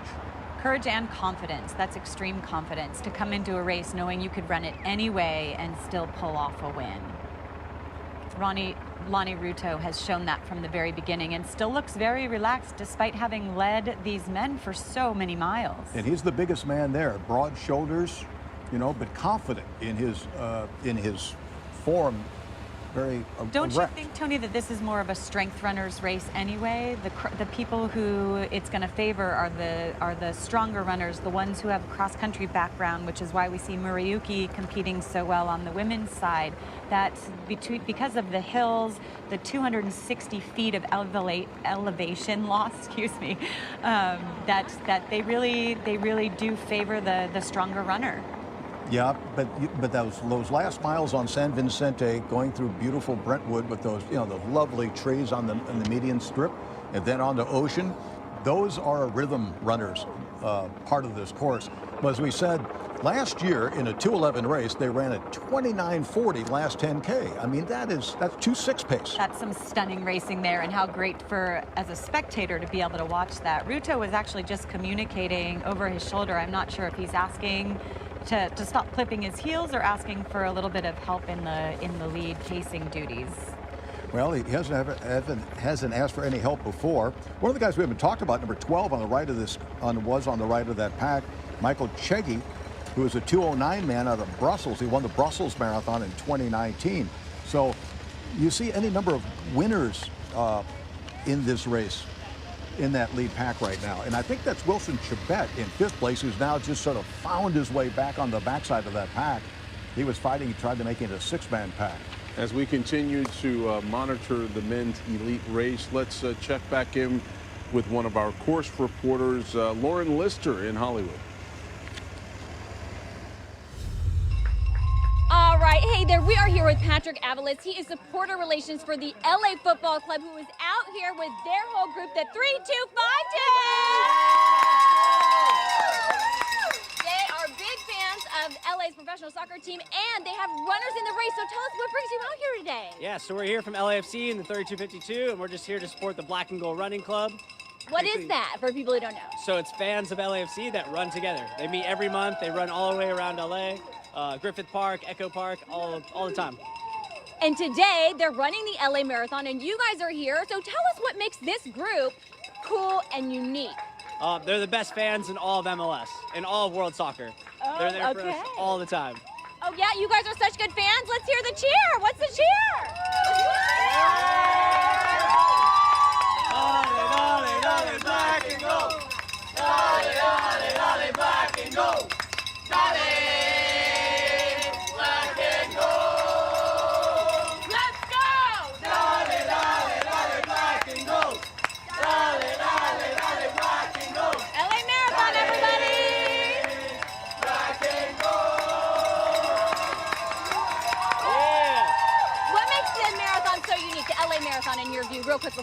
For me, it's the best. It's everybody in LA coming out, supporting each other, running. It's a total community event. So much fun. Thank you for talking to us this morning. We'll send it back to you. Thank you, Lauren. So many communities coming together as we take a look at the women's elite field, which is down to one. And this is our presumptive champion, Margaret Murayuki, who has taken the lead, and she has been alone for the last couple of miles. It was mile 19 that Murayuki finally broke Almaz Negedi of Ethiopia, not with a surge by chance. It was really just the miles taking its toll, and sometimes you just have to be a patient leader and wait for that to happen, not make any definitive move, but let the race itself unfold. You know one thing we haven't seen today? Elijah Barno and Weldon Karui going for that third title. Our two-time men's champions going for history, not in the hunt in this final 6 men. Yeah, I've always been curious about the prime age for marathon runners. You talked, Tony, about a 20-year-old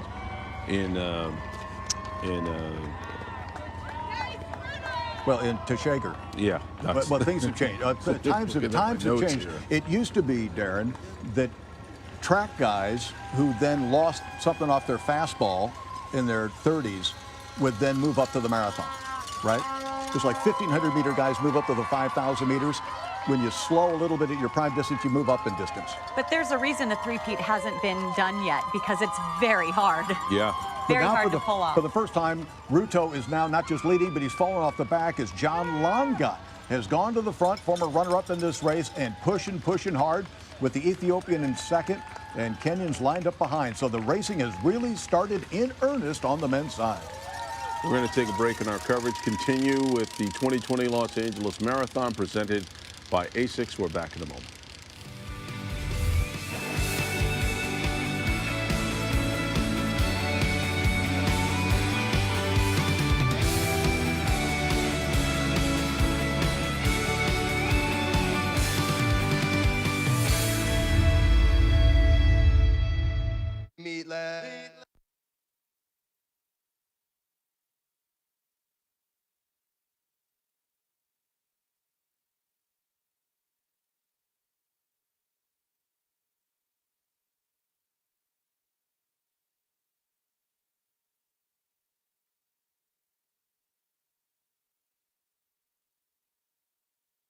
Fatigue is heavy and relentless, but when my body is in sync with my mind, that's when magic happens.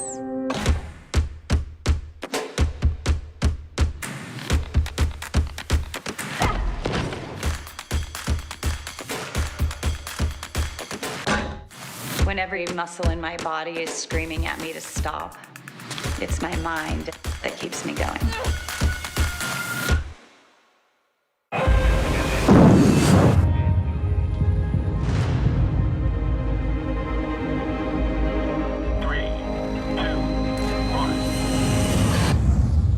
Today, we stand before a historic event. No words can describe this. Earth is here, waiting to be reached. Turkish Airlines.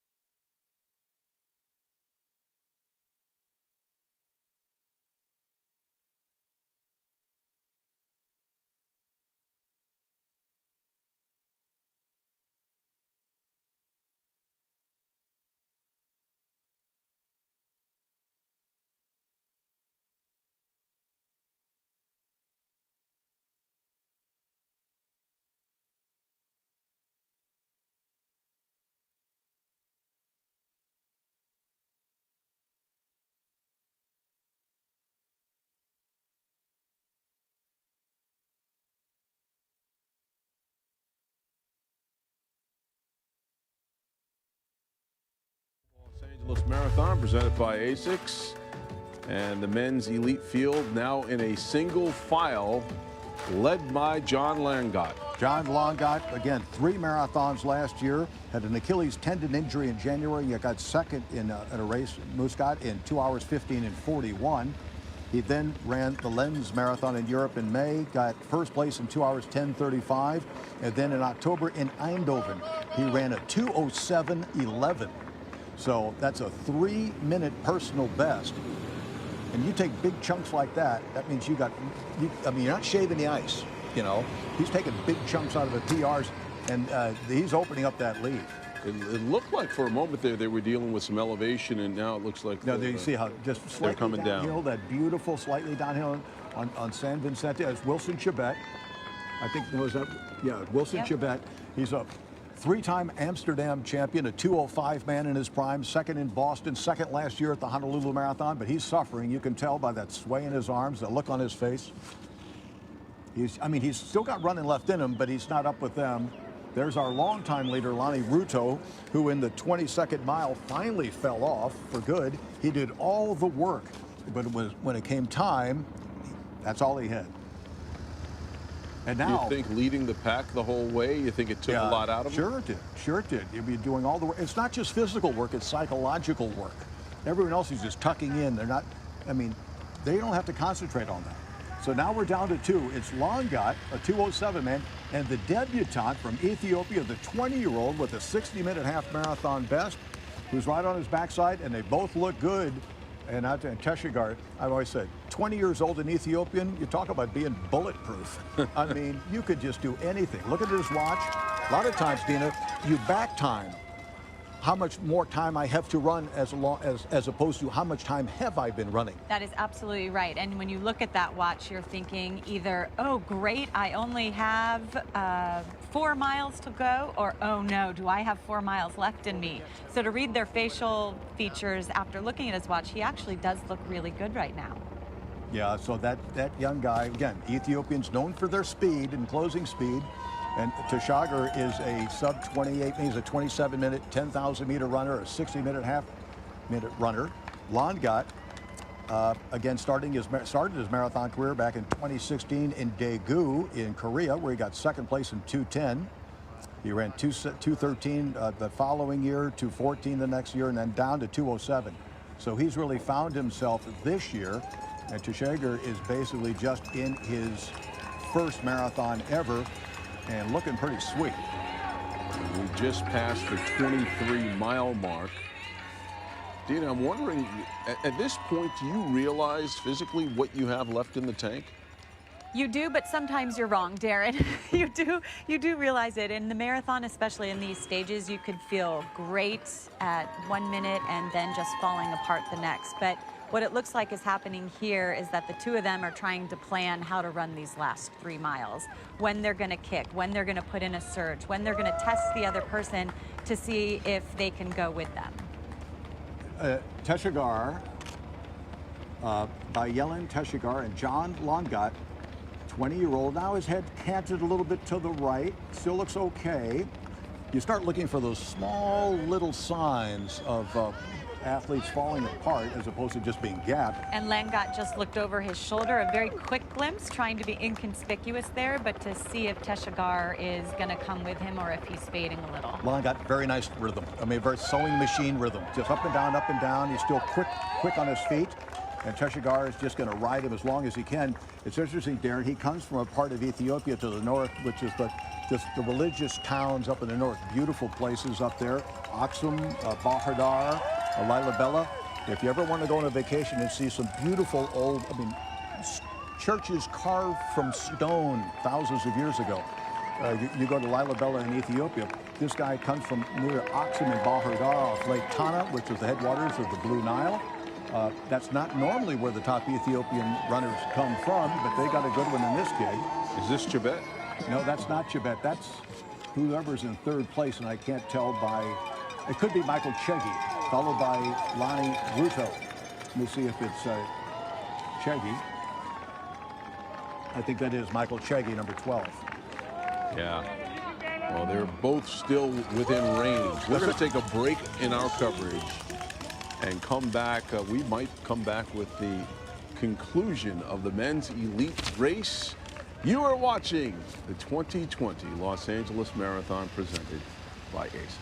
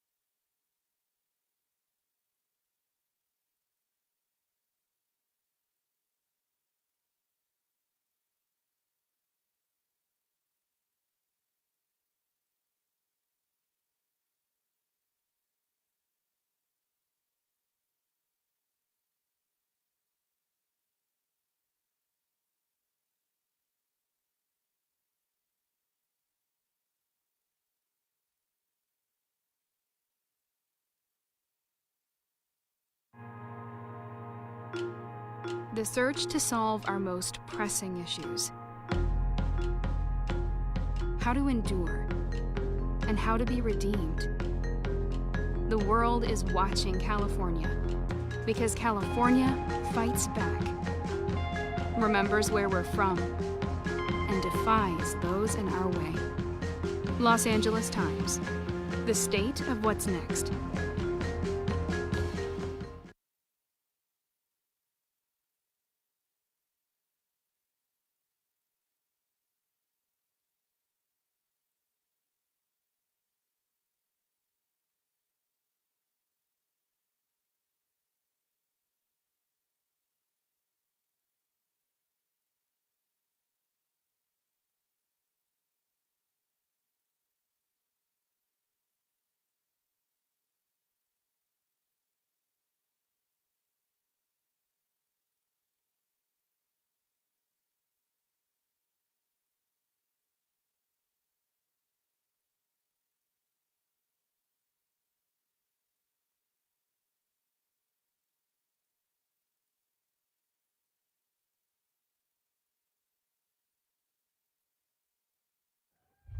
Hello from mile 15 of the LA Marathon presented by ASICS, and I would say we're likely in the most beautiful city, not only in Southern California, but I say the entire country. We're in West Hollywood, and I'm here with the mayor. This is John D'Amico. John, how are you? I am terrific. What a great day for a marathon. The weather's perfect, the sun's coming up, and we're seeing the runners just behind you. Aside from running through this city, this is a city that a lot of people can enjoy as well for dancing, fun. Tell us what the city has to offer. Everybody loves West Hollywood. Look, here's the Troubadour, the home of rock and roll, the Sunset Strip. There's places to hang out, there's places to have fun. And you know what? West Hollywood is also known for its exercise. So a bunch of runners in West Hollywood, that's a regular day. A city known for its acceptance, too.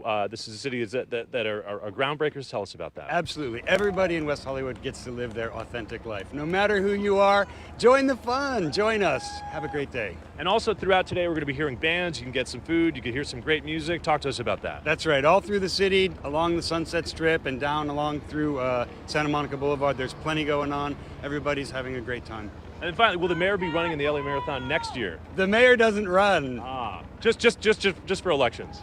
Yes, that's exactly right, just for elections. Okay, his name's John D'Amico. He's the mayor of one of the most beautiful cities in the world, West Hollywood, here at mile 15. I'm Mark Mester. We'll send it back to you. Thank you very much, Mark. And look at what we have here. Bayelen Teshagar has taken a commanding lead here. He's pushing the pace a little bit, Tony. This, in his debut marathon, talent galore, trains with one of the best groups in all of Ethiopia. There's such a great, I mean, again, we go back to 1960, Nabibi Bikila, 1964, the first double Olympic gold medalist to come out of Ethiopia to win the Olympic marathon in Rome. And now that tradition is maintaining itself all the way into 2020 with this young 20-year-old from Aksum, Ethiopia. But Longat's not out of it yet. Look at him, he threw his bottle down, he got on his gear, he's coming right up on his backside. And now right on him and right in front. So the fight is on, Dina. This is very much like body blow to body blow, and pace is your hammer. This is their last water bottle station. Critical calories to get them to the finish line. Taking the noon, too. Look at this. Teshagar also taking some sort of paste or goo the extra calories, and let me tell you, you feel that.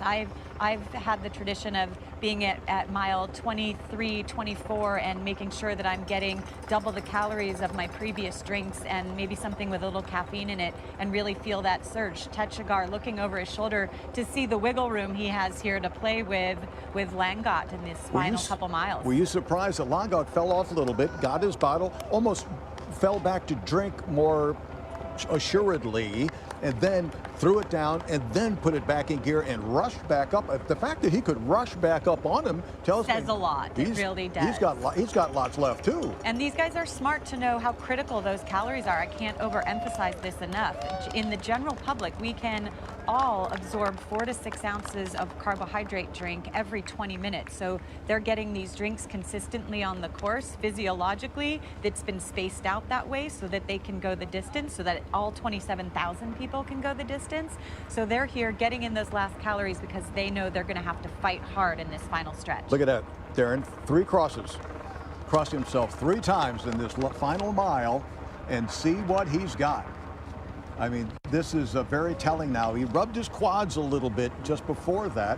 And what's impressive to me about this 20-year-old in his debut marathon, that he's got enough savvy, or he's been coached well enough to be able to take his fluids and to take his energy gel in a critical late stage of this race and still realize he has to do that. He's obviously practiced that in training again, but he's asking God for help. Touching his quads doesn't necessarily mean he's in distress. He could be asking his legs to jump on board for this final surge to the finish line. Yeah, shoulder to shoulder down San Vicente. The 20-year-old Bayelen Techagar from Ethiopia battling John Langot, the Kenyan, who is 27 years old.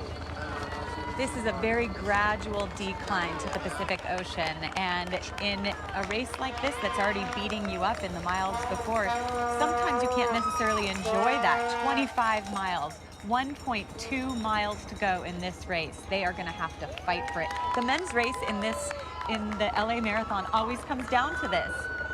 No, it's a beautiful, it was almost one of the wonders of the course. The extra bonus of the course is the iconic Stadium to Sea course, but on top of it, it became a great race course. And look at that.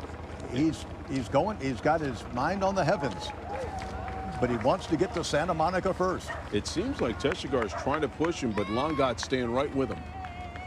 I mean, they both got running left in their legs. Neither one of them looks like they're falling apart. Their arms are not coming up. They're not getting stiff. They're loose. Again, a perfect day to run. You can put every ounce of energy into that atmosphere, and none of it's going to come back on you. You're not going to overheat. And so hard to read them. Techagar has this longer stride, whereas Langot has this quicker turnover. 4:40, that 25th mile. We've seen it go as fast as 4:25 on this course, but the racing is still lying ahead. Michael Chege, I believe, in 3rd place, although that looks like Wilson Chebet. And now Emmett Techagar, once again at 2 hours, 4 minutes and 16, has gone to the front. Does Langot have anything left to answer this move? Techagar pushed him. Techagar got a little distance there as you look high above, about to make that turn on the ocean. The second time he's gone to the front. Before that, we saw Langot come back on him, and it seems like he's doing it again. But oftentimes, Dina, we say the person who makes the first move is the guy that makes the last move, because he got the confidence. Langot is within distance, but Techagar wanted a little bit more breathing room. But if you make all these moves, within distance. Yeah, if you make 2 or 3 moves and you finally don't get rid of them, your confidence decreases and your opponent's goes up. But now Langot is starting to feel it. That gap is now about 5 meters. He's looking at his watch. He must have a date. It looks like Langot is running out of steam here. No, this looks like it's the move. This is the telling time. He's gone to his arms, opened his hands, take a look over his shoulder, pressing hard, pushing. 20 years old in his debut marathon. Almost a smile comes across his face. He's still looking up. He's not internal monitoring. He still feels good. Yeah, and a look at his watch, a look over his shoulder. He's seeing how much real estate he has behind, how much real estate is ahead as the finish line comes into view. But it does look like he's actually enjoying this finishing stretch. He's grabbing water. In fact, he could grab it so well, almost behind him, That's a testament. He's got plenty of power left in those legs.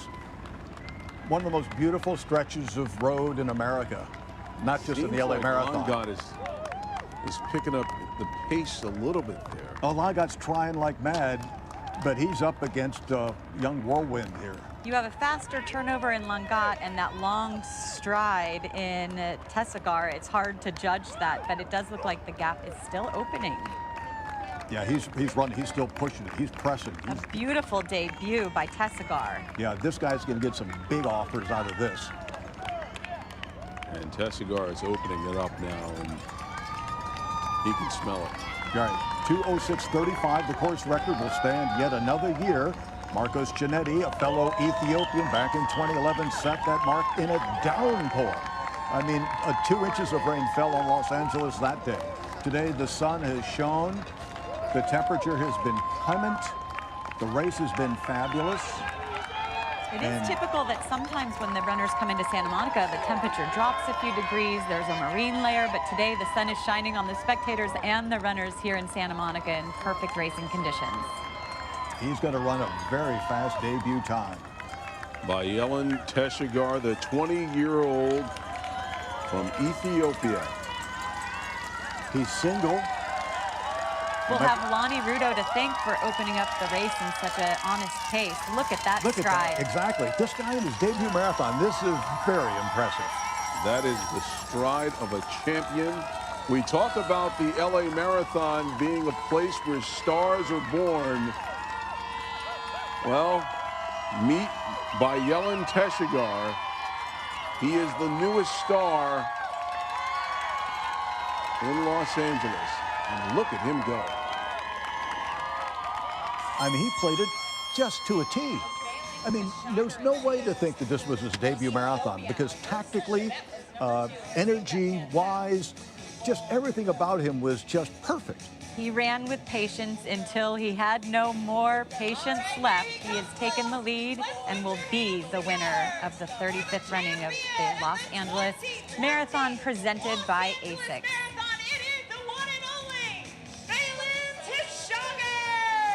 By Yelen Tessigar, and he can now see the finish line, and he is going to win the 2020 Los Angeles Marathon. What a performance. And he put away a determined John Longot to take the title. There's Matt Turnbull, the elite athlete coordinator, who he's known from Ethiopia. Longot happy with himself, certainly, 2:08:45. In second place. He's got to be happy with that performance. And it's a very strong field here in LA. We should add that the professional athletes were competing for a purse prize of $100,000, so a lot more than just pride on the line as they race to the finish. That looks like Wilson Chebet, probably. Wilson Chebet, so many times on the podiums of races, and he does it again in Los Angeles. 2:09:17 unofficially for the great Wilson Chebet. What a goal down the stretch. Michael Chegi in fourth place.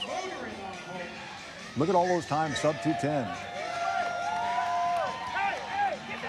We've seen this time and time again, the Ethiopians and the Kenyans, a rivalry, if you will, in this sport. And once again here today at the 2020 Los Angeles Marathon, it comes down to an Ethiopian and a Kenyan down the stretch dueling. But this young, talented 20-year-old by Yelen Tessigar is our champion. Right. I mean, it's Dodgers, Giants, it's Red Sox, Yankees. It's those are the two greatest. Lakers and Clippers. Yeah. Well, that's what people are thinking coming down the stretch this year. But there's our podium finishers with their national flags. Dan Cruz.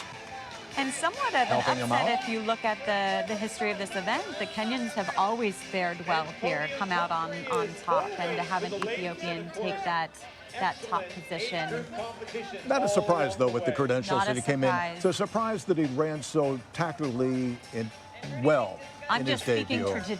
to tradition here in Los Angeles. Well, you know, the depth of Kenya is greater. If you look historically over the last 10, 20 years, the top 100 marathon times run in a given year, 60 will come out of Kenya, 30 will come out of Ethiopia, and the rest of the 10 will come out of Japan and Morocco, the United States, and a bunch of other countries with 1 or 2.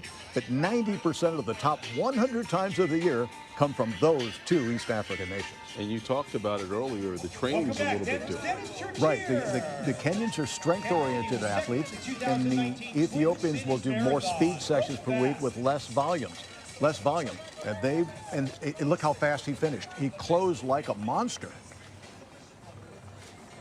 They have, all 3 of them have a lot to be proud of. What a performance. Now, we were treated once again. Great racing here in Los Angeles. And for Bayelen Teshagar, he started crossing himself on San Vicente, and for him, it really was the city of angels today. Wonderful. All smiles at the finish line in Santa Monica on a beautiful, sunny LA Marathon day.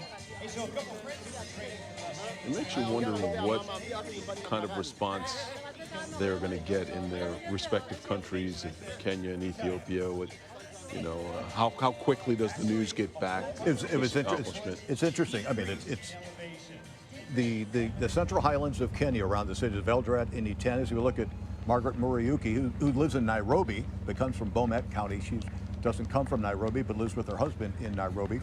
That area, a 50-mile area around the city of Eldoret, may be the greatest compilation of athletic talent in a given sport of any sport in world history. I mean, forget about Venezuela and Dominican Republic for baseball. I mean, you think they've got talent? The Kenyan runners, it's beyond that. I mean, every 3rd guy in the neighborhood's got an Olympic medal, a world championship, an LA title, Boston. John, was a guy, John Cogway, 2-time New York City Marathon champion. We asked him the difference between the Boston and New York City Marathon. He says in New York, if you win New York, you will hear your name on the radio for 3 days. If you win Boston, you hear your name on the radio for 7 days.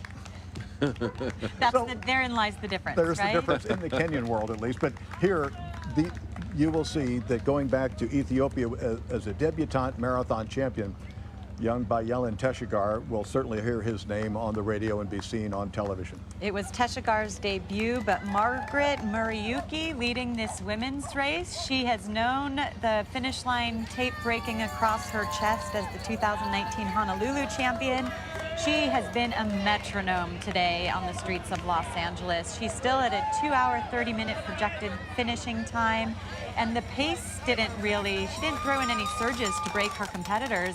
It was the distance itself that broke them. And she looks like she has a clear shot at winning today because her stride still looks great. Mile 25, she has 1.2 miles to go, similar to where we saw the men in their showdown start just moments earlier.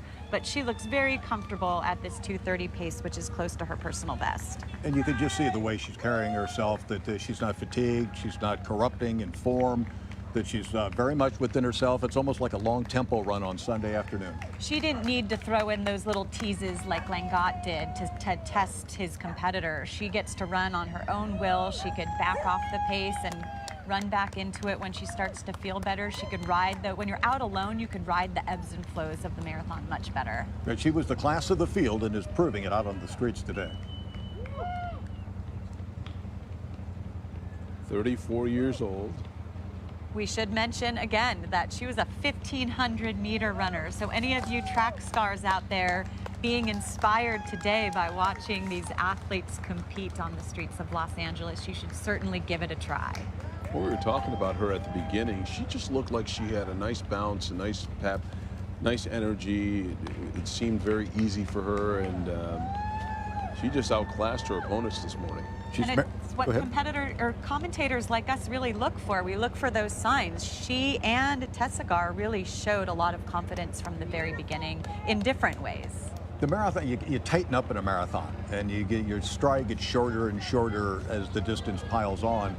But look how easy she is about her shoulder swing. Those are the places you look. You look for the head starting to, change its position on the body. The small little things, the shoulders come up, the arms come up. The arms come more across your body rather than fore and aft. And none of those signs are there. She's just running. You couldn't have told the difference in mile 13 and mile 25. She might be thinking right now that training's been much harder than this win here today. Margaret Muriuki of Kenya making that left onto Ocean Avenue, almost getting wiped out by a palm frond there as she hugged the turn, running that tangent that I was talking about earlier. She ran 2 prep races for this marathon, both cross country, the National Police Cross Country Championships, where she got 7th place. And then in the national championships in cross country, she got 11th place. But she said that was mostly just speed work. In the past, she had made the world team for Kenya, but now she's a marathon runner. She was just using those competitions to get her legs beneath her and get a little speed. She's married. She has one girl who's 4 years old named Lynn Olive Jemtai. You know, you had mentioned, Dina, earlier in our broadcast about those compression socks that she's wearing. Bringing the blood back to her heart so that she can pump fresh nutrients throughout her body, her working muscles much more easily. It just keeps it also, it encases your muscles so they don't get as much shock with each stride. Second place is still Almaz Negedi from Ethiopia. So we're going to have an Ethiopian men's champion and Kenyan runner-up, and we're going to have a Kenyan women's champion and an Ethiopian runner-up. It's so fascinating how these two countries are able to produce this much talent in this sport. Well, you know, the traditional way of life is you walk, you know, 3, 4, 5 miles to school every day, sometimes back home for lunch and back to school. You're living at 7,000 feet altitude where there's 20% less oxygen saturation in the air, which means your cardiovascular system has to adapt to less oxygen, which there's more capillaries being built. You draw blood much more efficiently because of that high altitude. You come down to sea level, my joke is, it's like somebody hands you a third lung. I mean, it's just that's so much easier. There's so much more fuel in the air. On top of which, if you win, you know, $24,000 for this race, the average annual wage in Kenya is $2,000 a year. Well, as we saw from that overhead shot by Tim Lin, in all truth, Almaz Negedi is not that far behind. Well, there's not enough real estate for her to make up any time, but it is good that she kept her eyes, Negedi kept her eyes on Muriuki to not let that gap widen too much. Right now, she's on the sandstone bluffs of Palisades Park overlooking the Pacific Ocean. She still looks good. Has she looked over her shoulder? She hasn't looked over her shoulder. She looks composed. She looks like she might have another gear or two in her if she needed it, but I don't think she's going to need it today.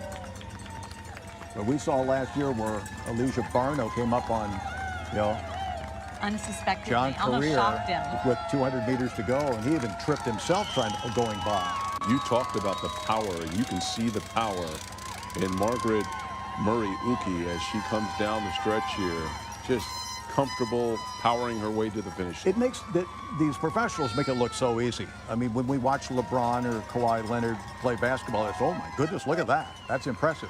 These people are so efficient at what they're doing that it looks easy until you try doing it for a block yourself. They do over 26 miles, what most people can't do for a block. But they make it look so efficient that it's not as impressive as it really is. Margaret Muriuki has led from the start, really. Out of Dodger Stadium, she took the lead with conviction and confidence, and she actually looks better now running at a slightly faster pace. You see her back kick is coming up a little bit more, and she actually looks more comfortable now than she has the entire race. She's looked comfortable before, but she looks even more comfortable at this swifter pace. Sometimes running slower, you're less efficient and you use up more energy. You're looking for that one groove where you're right in your wheelhouse. And now it's the final stretches upon us. She made it look like a walk in the park.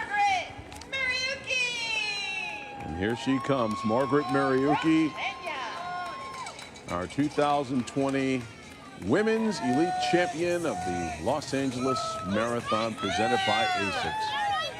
I mean, right on, just under, 2:29:30 or so. That is a personal best for Margaret Muriuki here in Los Angeles.